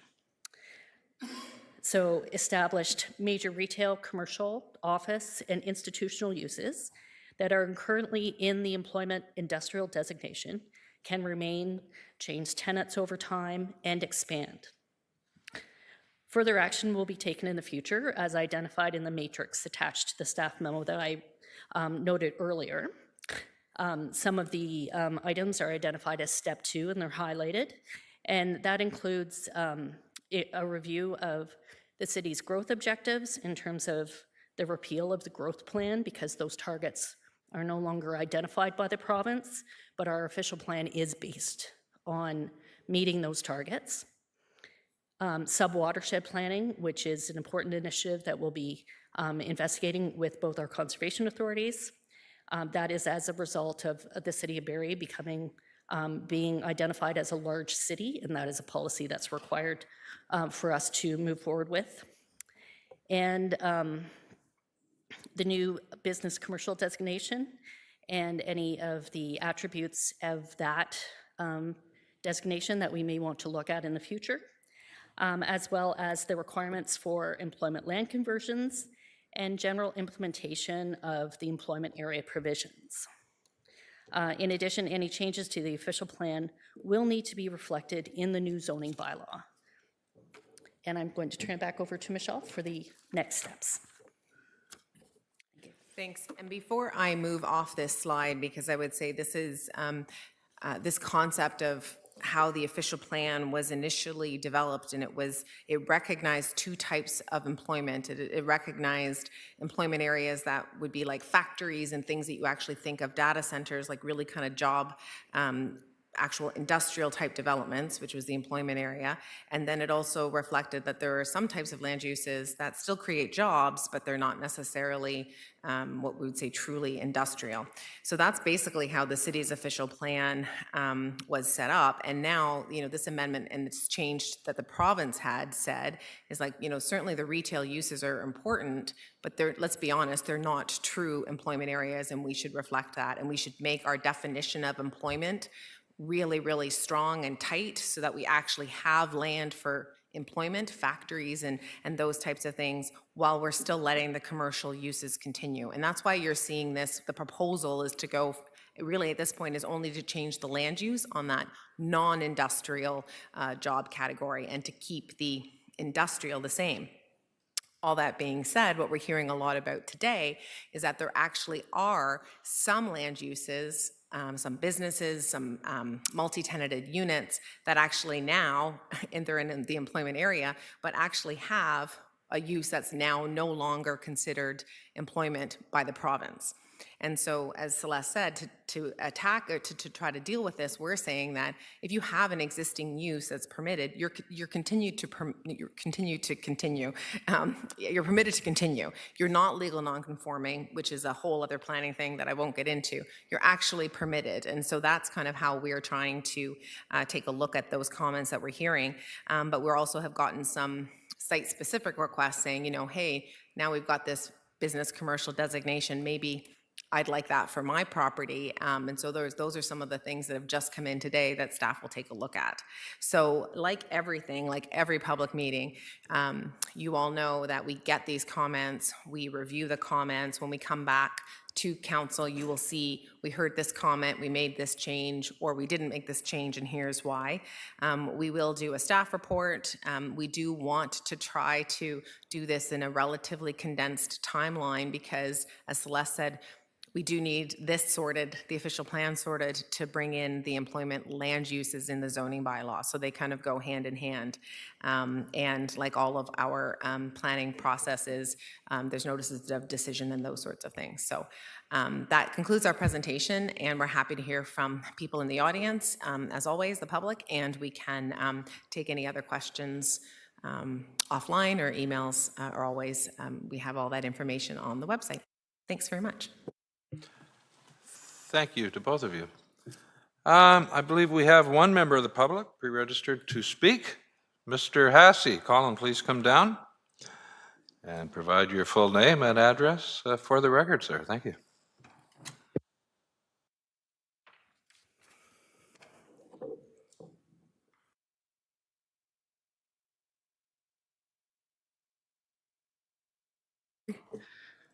Oh.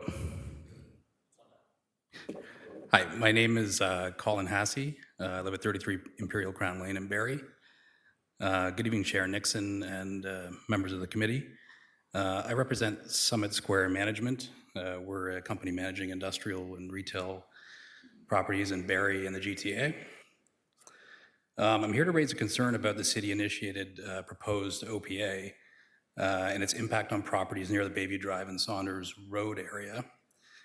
Specifically 131 Saunders Road, 680, 690 Bayview Drive, 160, 166 Saunders Road, and 120, 122 Saunders Road. Although many other properties in the city, I believe, will be negatively affected as well.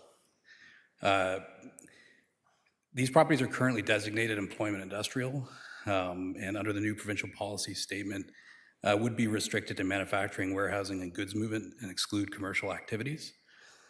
Right now, these properties are home to over 50 diverse businesses that don't fit this narrow definition.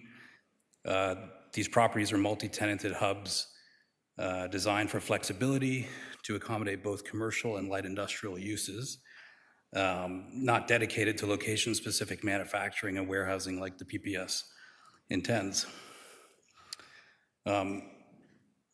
Historically, they've never been purely industrial. They function as transitional spaces between the big box commercial developments like Costco and Rona to the north and traditional industrial areas to the south and east. And for decades, they've supported a mix of commercial and light industrial uses. These are not new buildings. In contrast, other city areas like the Commerce Park area and the King and Veterans District, they're proposed to be business commercial. These locations are virtually identical to the subject properties I'm discussing in design and the types of businesses that they support. In fact, one of the neighboring properties at 110 Saunders Road that is also virtually identical in all respects to the subject property is proposed to be designated business commercial. The employment industrial designation of the subject properties by the city in the official plan appears to be an oversight prioritizing simplistic mapping over real-world conditions. While the PPS may be well-intentioned, it assumed the city had accurately identified pure industrial properties, and it's leading to unintended consequences if this isn't addressed. A tour of the area would reveal the obvious fact that these properties are ill-suited for strict industrial use. They never have been, and they never will be. I'd be happy to coordinate a tour with staff if that would help. While it's intended existing businesses be grandfathered under the new rules, it's really uncertain how the city would effectively put those provisions into practice and how they'll be interpreted in the future. If a sudden shift in planning policy turns most businesses on a property into non-conforming uses overnight, it raises doubts about whether the policy was carefully considered from the start.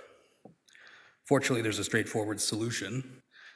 I urge the city to redesignate the subject properties as business commercial because that's really what they are. This would allow existing businesses to thrive. It will allow future businesses to locate there, and it will streamline the zoning bylaw and avoid a tangle of non-conforming uses.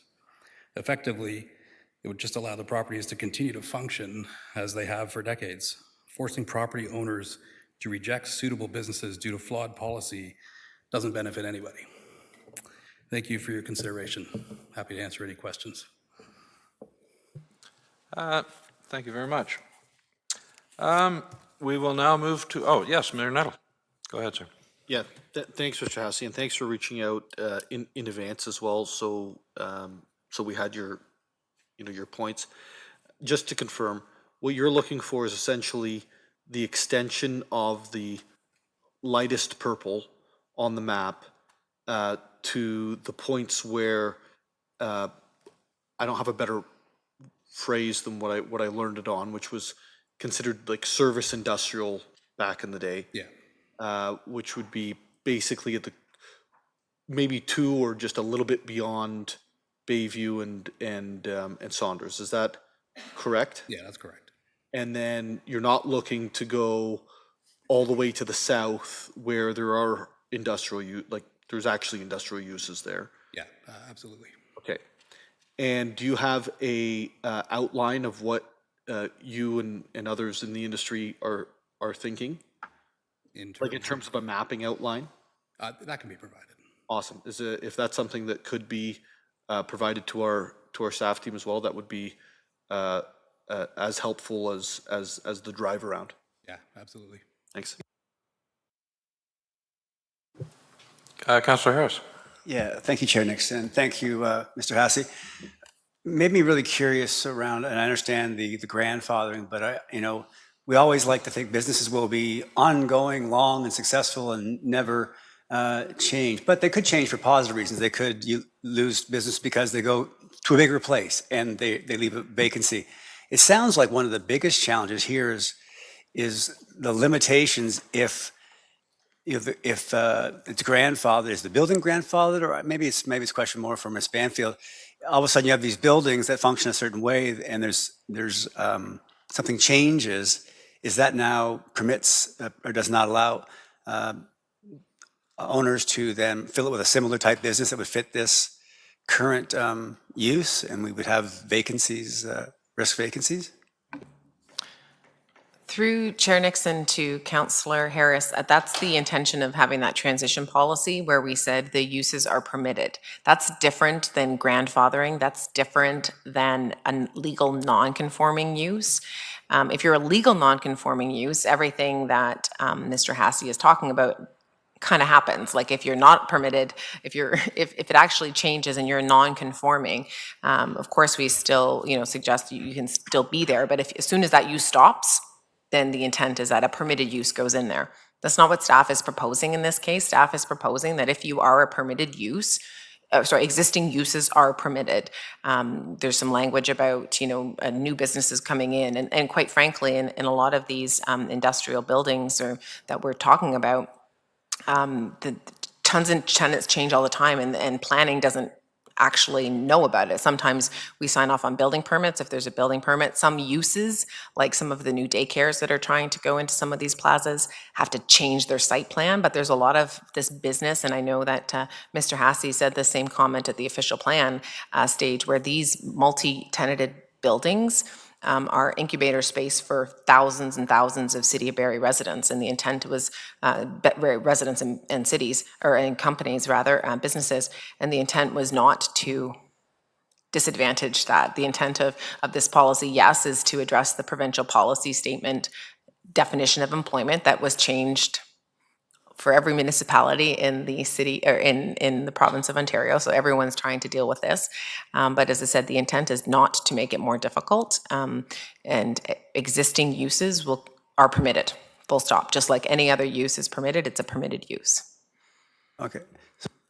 Thank you. Maybe just a follow-up, Chair Nixon. So that would be continuous until these buildings stood, as long as these buildings stood, they would be able to have that similar usage, unless something changed, obviously, beyond what's currently here today. Through you, Chair Nixon, to Councillor Harris, yes, like there's no timeline. It's permitted, so there wouldn't be, if perhaps the property owner wanted to change something, or I can't really at this point predict what the future might hold in that respect, but if it's permitted, unless the city does a whole other new zoning bylaw and maybe changes all the uses, then maybe, but that's not really going to be, that's not today.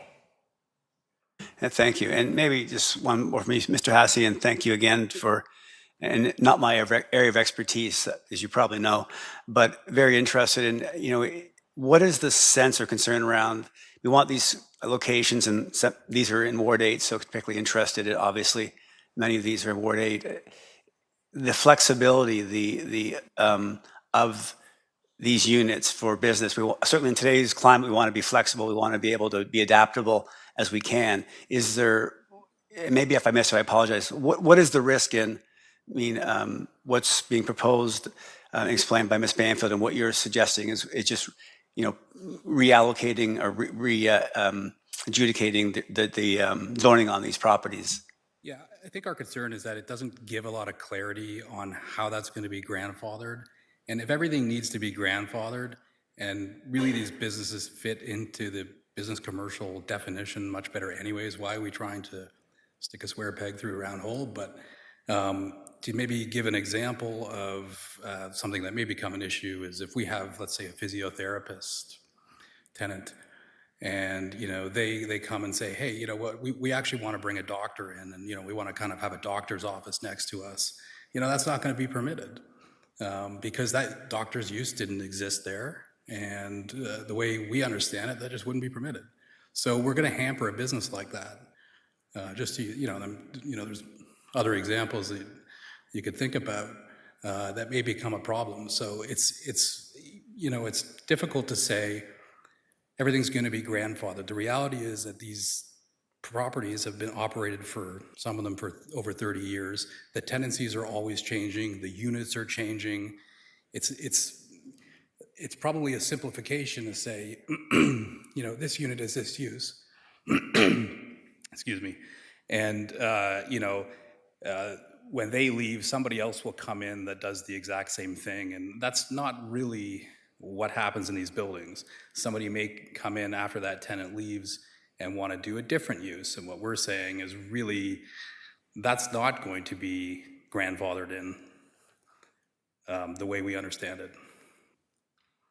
Thank you. Deputy Mayor Thompson. Thank you. Through you, Chair, to Ms. Banfield. Just for a little bit of clarity on something the deputant had said. So let's take a strip mall and it's got 5 units, let's say 1 to 5. A daycare is operating in unit 1 and a hair salon is operating in unit 2.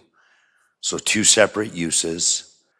They're permitted as non-conforming use, but they're grandfathered in as of today.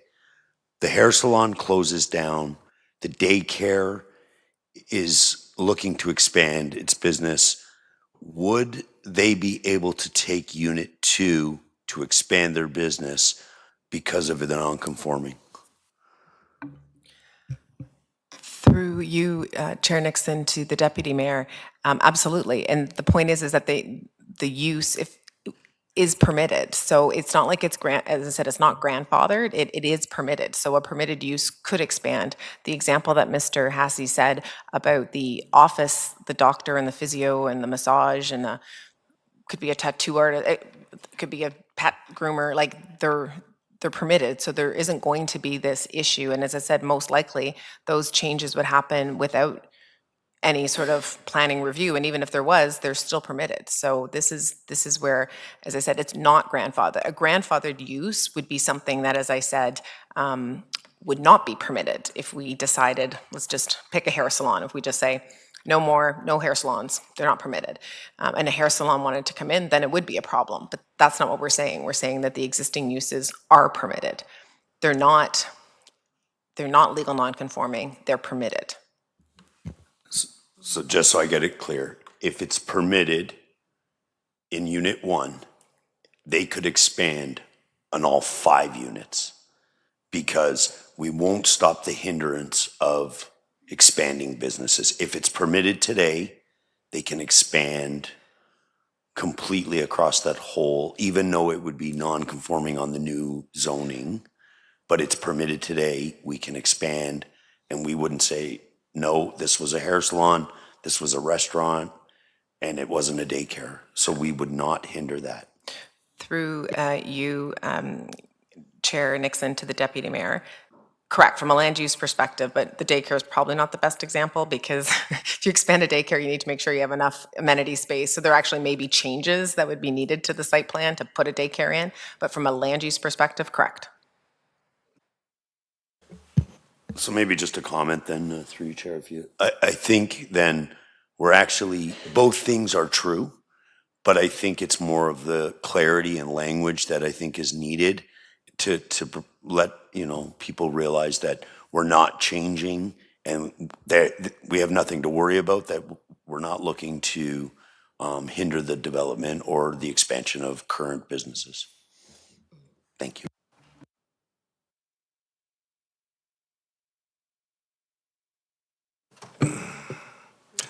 Go ahead, Councillor Harvey. Yeah, thank you, Chair Nixon. The deputy's question just brought up a little bit of clarity that I'd like. So opposed to a unit wanting to expand on that property, so let's say, as Mr. Hassey said, you've got a chiropractor, whoever, in one unit, and let's say a medical doctor wanted to go into another unit, but that other unit had a different use at the time. Would that be permitted or no? Through you, Chair Nixon, to Councillor Harvey, the land use is attached to the whole site. So, I mean, I know that the unit itself is important to the property owners and the landlords, but from the zoning perspective, we would do the review. So yes, if it's permitted in one unit, it's permitted in the second and the fourth and possibly the ninth or what have you, because that we would look at it holistically, not necessarily per unit. Okay, great, thanks. That does provide good clarity then. Okay, thank you. We will move to our third public meeting. Thank you to both of you. Oh, Mr. Hassey? Sorry, yeah, could I just, so in that particular example, If the doctors, if we had a chiropractor and I think the example was a doctor wanted to locate in a different unit, if that building had never had a doctor's office, is that doctor's office going to be permitted? Through you, Chair Nixon, to the speaker. So there is a difference, basically in the official plan, we talk about offices. There definitely has been historic planning documents that have talked about offices and medical offices, like basically have differentiated different types of offices, but the existing official plan just says offices. So if there was an office, and if it was any kind of office, an office would be permitted. So yes, a new if there was an office in the building and a doctor's office wanted to come, then yes, because there was an office, that would be fine. Okay, thank you. If you have any further questions, perhaps you and Ms. Banfield can speak offline, but we will move along. Yeah, that's great. Thank you very much. Thank you. We are going to move to our third public meeting. I will now call upon Daphne Gokson of Innovative Planning Solutions to provide the presentation concerning the zoning bylaw amendment application 545 to 565 Big Bay Point Road, Barrie. Good evening. Thank you so much, and thank you all for all your time this evening. It's been a long night for everybody. So my name is Daphne Gokson. I'm from Innovative Planning Solutions, and I'm here this evening to present an application for a zoning bylaw amendment at 545 to 565 Big Bay Point Road. And I think I have control here. Yes. So the full list of addresses for the project is 545, 547, 549, 553, 555, 559, 561, and 565 Big Bay Point. Combined, they're about 12,000 square meters with a frontage of 184 meters along Big Bay Point Road, and it's currently 8 single-family detached dwellings. See up on the screen. So this shows sort of the site in the context of the wider community. Yonge and Big Bay Point is a hub of development. There's a lot of commercial activity, a lot of pending and approved higher density developments as well. And it is also a strategic growth area. Although the site is just outside the strategic growth area, the Yonge and Big Bay corner is considered that through the official plan. This is a block plan, just sort of illustrating a similar theme there, with showing some of the approved and pending developments, and also the large amount of commercial area and also institutional area and open space in the area. So the current official plan designation is neighborhood, and it is currently zoned R1. The official plan does allow up to 6 stories because Big Bay Point is an arterial road. However, a zoning bylaw amendment is required because the zoning is R1 and only allows single-family detached housing. Just a little bit about the applicant, Midnight Building Group. They have primarily worked in the GTA, although 2 of the company partners have deep ties in Simcoe County, so I know they're very excited to come to Barrie and be part of this community. They did get their start developing custom homes, but they are now expanded into a wider variety of building, including apartments, and they currently oversee over 150 rental units. And they're very committed to working with the community. They've already been involved in a number of events in the community, and I know they're looking forward to being more involved. All right, onto the development concept here. So this is the submitted site plan that we submitted in November 2024. It's proposed for a purpose-built apartment community with 2 U-shaped buildings with 234 units each for a total of 468 units. The applicants are committed to providing 10% affordable units, so that would be 46 affordable units in the development. As you can see in the project development, there's a private lane running along the rear there that will access surface and underground parking. There's also indoor and outdoor amenity space and some outdoor landscaping, although it is hard to see on this particular plan, the landscaping. I just wanted to let you know, because the planning department has been informed, there will be new plans submitted shortly, so I just wanted to briefly highlight some changes. This is the site plan from the updated plan. There's one of the most obvious changes is there's ground floor terraces cut out. Those were already proposed. They've just been sort of highlighted more on the site plan. The main changes are sort of technical changes.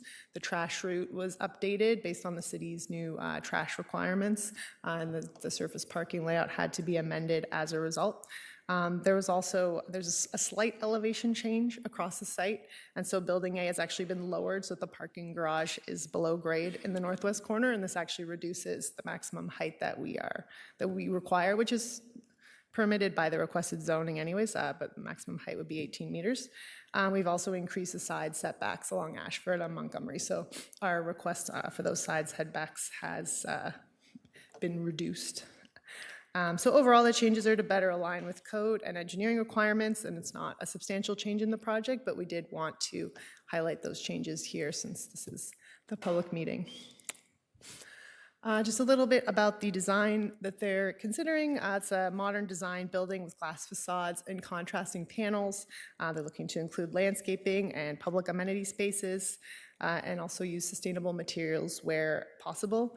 This is conceptual at this time. Further design details will be provided during the site plan detailed design stage, but just to give you an idea of sort of a rendering of what's proposed for a Big Bay Point. All right, so the reason that we're here tonight is for this zoning bylaw amendment request. So as I mentioned, the current zoning is R1, and we are requesting a change to the RA2 zone. So we do need some site-specific provisions, as is common with these applications. So this just has a list. I know it's very wordy of what we're requesting. So just go through these requests for you. So we are requesting for the front lot line to be Big Bay Point Road. The zoning bylaw, the way it's written, is that the front lot line is the shortest lot line when there's more than one street frontage, which would be Montgomery, a local street. Doesn't really make sense, so we're asking for the arterial Big Bay Point Road to be considered the front lot line. We are requesting reduced front and side yard setbacks. For the front yard, we're requesting 4 meters instead of 7 meters that would be required. But I just want to note that there's 5 meters of road widening dedications. There's an existing dedication that's already been dedicated to the city, and then an additional couple of meters that need to be added. So the actual distance from the building to where the sidewalk meets the road will be 9 meters under this proposal. So it is well set back, but we didn't want to have it set back further, creating too much sort of dead space in front of the building. And I know there was a request not to have sort of dual sidewalks. There's an existing sidewalk. The setback will allow for some landscaping, but not create too much dead space in front of the building. For the side yards, again, 3 meters is required. We're proposing 1.8. It was 1.5. So as I mentioned, the buildings have been pushed back a little bit further, so it's a bit less of a deviation there. So on the Ashford side, again, we have a 2-meter road dedication that's required, and there's also existing landscaping. There is not a sidewalk, so hopefully that land dedication or the road dedication that we'll be providing could build a sidewalk on that street. But the actual distance from the building to the road would be over 8 meters on the Ashford side. On the Montgomery side, there is an existing sidewalk and a landscape buffer, and there's no road dedication required, but because of those existing amenities, the distance from the building to the road will be 7 meters. So we're not talking about a building that's pushed right up to the road. There is a nice setback, but just providing what would be required by the zone, I think would be an excessive amount. So the three other deviations sort of relate to each other. Landscape open space, we're requesting reduced from the required 35 to 24%. Lot coverage is proposed to be just over 48% instead of the required 35%. And the gross floor area is proposed at 232% instead of 200%. So just wanted to address these sort of as one. The requirements of the zone do really limit the amount of the site that can be developed to about 1/3 of the site. It's not really appropriate, especially with only 6 feet allowed. It really limits the number of units that can be provided. So we're just requesting a slight increase in how much of the site. It's still less than half of the site, 48%, that would be used for the development of the buildings. With the landscape open space reduction sort of follows suit. There's a large park right next door, so residents will be able to use those amenities. I think too much landscaping would probably go underutilized on the site given the large park next door. And then the gross floor area, it's a small increase from 200 to 232% that sort of follows suit from the lot coverage being increased. And then finally, parking. I know we've heard a lot about parking this evening. We are requesting a reduced rate of parking. Parking would be unbundled from the units, so they'll be rented out separately so that only those who need a parking space will be able to rent, or will rent one, which helps keep prices low. And that's something that's really important because this is purpose-built rental. The idea is for these to be attainably priced units, even the non-affordable, the market rate units, for them to be attainably priced for people. And having a parking space that you're paying for when you don't use it is a way that a lot of units end up costing a lot more than they need to. So with the parking ratio that we're proposing, if we exclude the affordable units and we only count the market rate units, the parking ratio is 0.82 spaces per unit. We do have a parking assessment that was submitted with the application, which provided some justification. There is regular bus service, contrary to what some people earlier said. People do ride the bus in Barrie, especially people who might live in this sort of a development. And also, there's a large commercial development. It's like a 1-minute walk to the closest store. I'm sure you all know there's groceries, there's pharmacies, a lot at that intersection. So it is actually very feasible for residents here to accomplish a lot of what they need to do on foot, and then hopefully use either the bus or rideshare to accomplish those other errands that are further away. And we're also proposing a large number of bike stalls, 424 bike stalls, which includes mostly in indoor secured areas and a few outdoor bike stalls as well for visitors, delivery people, etc. So that was a lot. Okay, so this is a list of the required studies and reports that were submitted with the application. They are being circulated right now for comments, and we will, of course, address those comments from city agencies in our next submission. So just from a policy context, the development makes use of underutilized lands in a built-up area along an arterial road and adjacent to a strategic growth area. The development would be pedestrian-friendly and transit-supportive and help the city meet intensification targets. And most importantly, I think the purpose-built rental is also extremely important for the city of Barrie, help diversify the housing stock, and also help with affordable housing goals. So just in conclusion, again, we're here tonight for a zoning bylaw amendment for 2 6-story purpose-built rental apartment buildings, and it's my professional opinion that it's consistent and in conformity with all levels of planning policy. So thank you so much for your time, and I'm available for questions. Thank you very much. I will now call upon Christian Repersad, planner from the Development Services Department, to provide an update on the status of the applications. Good evening, Chair Nixon and members of the Affordability Committee. Further to Ms. Gawkins' presentation, please be advised that planning staff are currently reviewing the submitted zoning bylaw amendment application. In addition to the presentation by the applicant's planning consultant and the memo provided to Planning Committee, I will provide an update regarding the status of the application, comments received from the public, and the primary planning land use matters to be considered by staff at this time. The application for a zoning bylaw amendment at 565 Big Bay Point Road seeks to allow for the creation of 2 6-story residential apartment buildings with 468 purpose-built rental units. The applicant has added additional units since the public meeting notice and memo was originally issued and finalized. As such, the 468 units will be made up of 392 one-bedroom/studio units, 56 two-bedroom units, and 20 three-bedroom units. Of the 468 purpose-built rentals, 10% of the units are proposed to be affordable. The zoning bylaw amendment application proposes to rezone the subject lands from residential single detached dwelling first density to residential apartment dwelling 2 with special provisions in the City of Barrie Comprehensive Zoning Bylaw 2009-141 as amended. That will allow the site to develop as proposed under the current in effect zoning bylaw. A neighborhood meeting was held virtually through Zoom platform on October 10, 2024. There were approximately 7 attendees, including Ward 9 Councillor Sergio Morales, city planning staff, and the applicant's consultant in attendance. Comments that were provided by the ward councillor consisted of ensuring that a discussion occurs on the right-of-way area, ensuring efficiencies in land use, and maximizing the potential for pedestrians and cyclists. Residents inquired about the school capacity in the immediate neighborhood and if a traffic impact study would be required to demonstrate appropriate capacity within the surrounding road network. The applications are currently under review by planning staff, the city's technical review departments, and external agencies.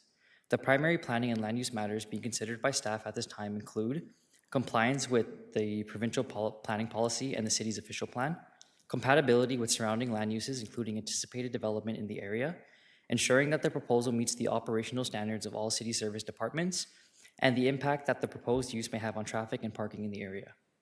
All comments received during the technical review process, as well as comments provided at the public meeting, will be included and addressed in the staff report that is targeted to be brought forward in the second quarter of 2025 for the General Committee's consideration of the proposed zoning bylaw amendment.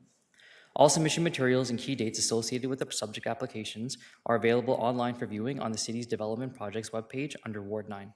Alternatively, you may contact myself directly. Thank you.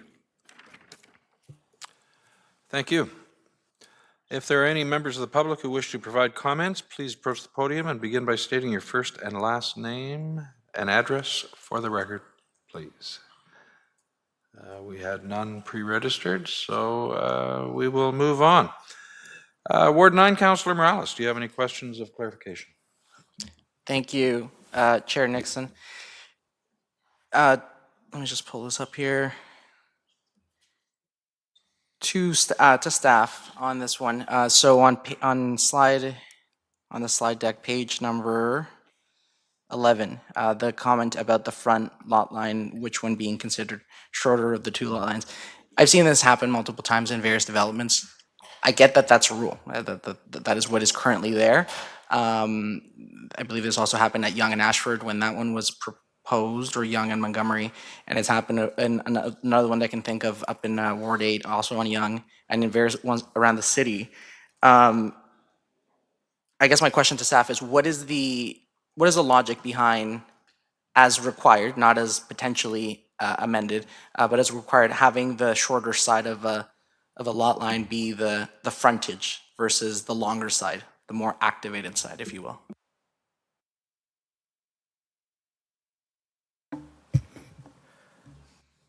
Through you, Chair Nixon, to Councillor Morales, usually it's tied more when the properties are amalgamated, like in cases like this. Some of those definitions or the way we count which lot line is which lot line doesn't maybe necessarily make sense when the development comes forward. If it came forward just to build a single detached house, then that would make sense. But when these properties are being consolidated, sometimes something technical like how you calculate the frontage or what's considered the front yard can actually significantly change how the property develops. So it's really just about kind of responding to the context of this actual project. Thank you. And consolidated, they did. I'm not saying anything they didn't communicate. On page 4, if members of council will take a look at their PowerPoint there, on page 4, not only are the lots, which are the ones we're talking about today, that are being considered, not only did it consolidate the lots on Big Bay Point, they consolidated everything on Bertha. This is truly city planning in its most academic form, but we have an opportunity, all members of council, the applicant, the public, all members of council, to influence, open up your SimCity and design the best block you can within Barrie, within an arterial road, within a GO station, and an existing neighborhood. So this is truly an exercise in ideation, as well as just bringing attention to 468 units of purpose-built housing. And to the applicant's planner, I want to say verbalizing that you're going to hit your 10% affordable housing target is commendable. That's something that your client and I have worked on for multiple months. I communicated personally, it's not a suggestion, it's a target that needs to be hit specifically since you've been able to master plan this so well. So another question to staff here is, the applicant's planners communicated that there's a couple, as written, and I really appreciate the previous answer, Ms. Banfield, when somebody assembles a whole block back and front, the rules maybe need to be reinterpreted because things that were there for check and balance of something else may not apply in that context. But the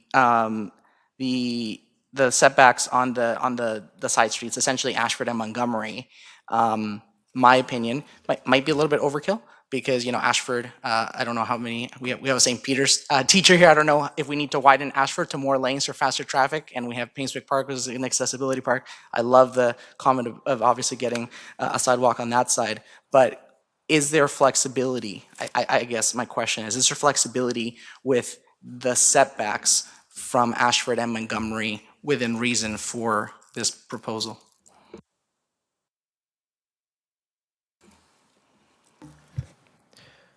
Through you, Chair Nixon, to Councilor Morales, absolutely. And I think as the applicant, or the consultant rather, said that there is going to be a revision to the proposal regardless before it comes back to council. So I haven't seen that. I just, like all of you have heard about it. I didn't hear, I heard about it before. I knew it was coming, but, so I think we'll just need to see what those looks like. But there's always flexibility on the standards. If the design is there, the operation of the site is there, the standards can be definitely, revised for, again, contextual situations.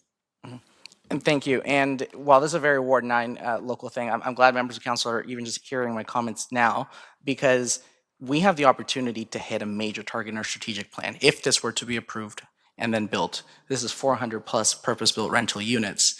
And how we consider these little setbacks. I've run into this before with another Ward 9 one. They don't want to come in at a bigger height or at a smaller setback that creates a variance because it goes against the zoning standards.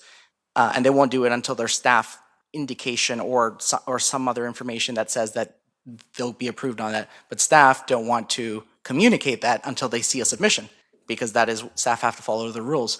But they don't want to spend $20,000, $30,000 on redesigns. So it's chicken and egg. And sometimes we get worse developments because people are following processes. So this one's interesting, and thank you, Ms. Banfield, for being flexible with my almost macro questions, because again, I would love to see those buildings pushed up to the roads as much as possible. What that does is it creates a safer circulation of pedestrians inside. If you'll notice on page 8, I gave the feedback back to the developer. I said, all the sidewalks, you need to like get out of your car and walk from the road and try to go to the front door on the inside. And if you have to unnecessarily step off a sidewalk, you're not putting it in an accessible place. And within 2 weeks, they came back and they have a free-flowing sidewalk that is appropriate where it needs to be.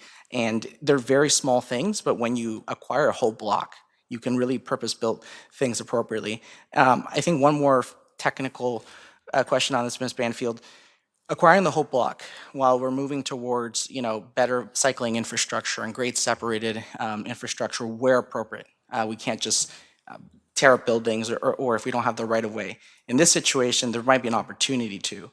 And I understand that things are usually done more cohesively than just one block. You look at maybe all of Big Bay or multiple blocks, and you look to see if you can put up painted bike lanes and then put up the plastic or concrete barriers, and then in a theoretical ideal world, when you build a new arterial road in Greenfield, you eventually put in grade separated. And these aren't hopes and dreams. They have these in York Region. They have these in Aurora. They have these in Newmarket. They're incredible.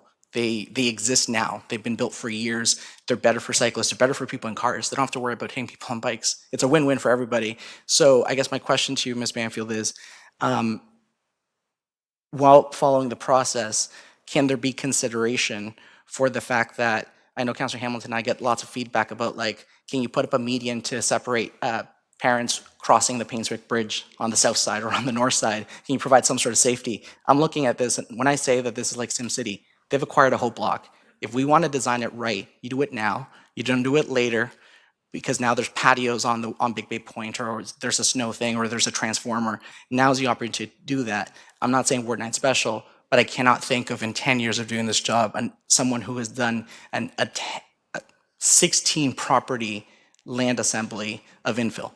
I can't think of a single example. So is there an opportunity to essentially look at the consideration of a grade separated cycling track as it relates to this proposal along Big Bay? Through you, Councillor Nixon, to Councillor Morales, that ultimately is, you've just described kind of the planning process. Like, obviously, as I said earlier tonight, the public meeting is early in the process. We also have heard that the plan is going to be revised. The technical review will take a look at it. We all know Mr. Graytrix on my team looks at all sorts of this type of thing. And if it's possible, there's ways that we can, whether it's through an easement or whether it's through a road widening if it's necessary. If there's a bigger capital project that staff would want council to consider, such as some work on Big Bay Point, then that all comes together as part of all the different departments that look at the technical review for all development applications. Okay, perfect. Thank you very much. And finally, kind of related to a comment that was said, I believe, by the planner for the earlier project, this proposal initially had lots of studios and 1 bedrooms and not enough 2 bedrooms and 2+. And feedback, because they reached out to me and they had that initial community meeting, and I gave the feedback is we need more places for families to live, for those that can't yet afford to buy into the housing market. And very quick turnover, they came back and not only increased the number of 2+, and I believe there's a couple of 3 bedrooms in there, but they also increased the sizes. And a couple of square feet here and there, it matters, because in the last 7 years, I would say, any condos, either purchase or rental in Barrie, as a market, no one individually, has been a race to the bottom. The days of 1,200 square foot condos are as being the standard of a 2-bedroom are gone, and so this actually took a bit of a direction the other way. So it's been positive so far, and I just want to thank staff for their involvement in this process as well. It's not over, but this is definitely a good start. Those are all my questions, Councillor Nixon. Thank you, Councillor Morales. We will move to reports of advisory committees. There is one advisory committee report to be received and 2 recommendations. 6.1, the report of the Heritage Barrie Committee dated January 28, 2025. And the Heritage Barrie Committee report dated January 28, 2025 contains 2 recommendations for the committee to consider.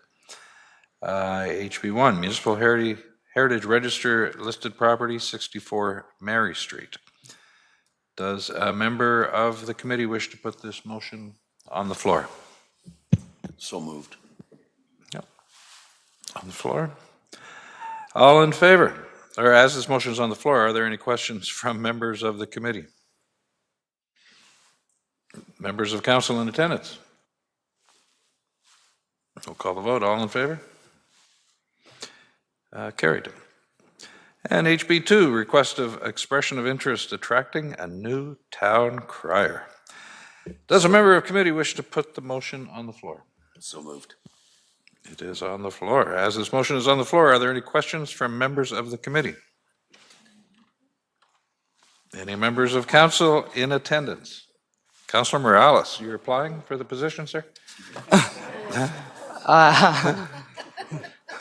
My voice isn't low enough. I can't grow facial hair. So many things wrong with that. You were allowed to laugh, Councillor Corser. That was worth laughing for. I'd be upset if you weren't. No, I just want to say that to the previous occupant of this position, he did an incredible job. And I'm not special. That's why I waited for members of the committee to go if they want to make comments. I remember him from as far away as 2006 when I started doing the science fairs in Simcoe County. And he has the same passion, whether he's in school gym, as to whether he's giving a guided heritage tour downtown Barrie, as to whether he is doing a flag raising at City Hall. And his heritage, his commitment to heritage and just this aspect of being a part of a city does not go unappreciated. And whoever applies for this position, know that you've got some big shoes to fill. But if you're on the fence going, I don't know if this is definitely worth it and appreciated by the community. So hopefully we get lots of applications, and we'll have a heary off here at City Hall or something. But anyways, great position, and just wanted to share that, Councillor Nixon. Thank you. Deputy Mayor Thompson. I have an amendment to this. I'll put the motion on the floor with the following change, that it reports back to financing good and responsible governance instead of heritage. And I can explain. Okay. Thank you, Chair. It's just that there is a stipend that goes with this and stuff, and I think that needs to be discussed to make it attractive for people. So I think through the Finance and Responsible Governance Committee can achieve that. So that's my amendment. Okay. Are there any other comments from anyone else on committee? No? Any other comments from members of council in attendance? No? Okay, now do we vote on the amendment first? Okay, all in favor? Motion carries. And on the main motion? All in favor? Here, Here we are now going to vote. All in favor? Carried. All right, my favorite word, adjournment. We are adjourned 8:57. Thank you. Just for people in attendance, we need a few minutes prior to the next meeting.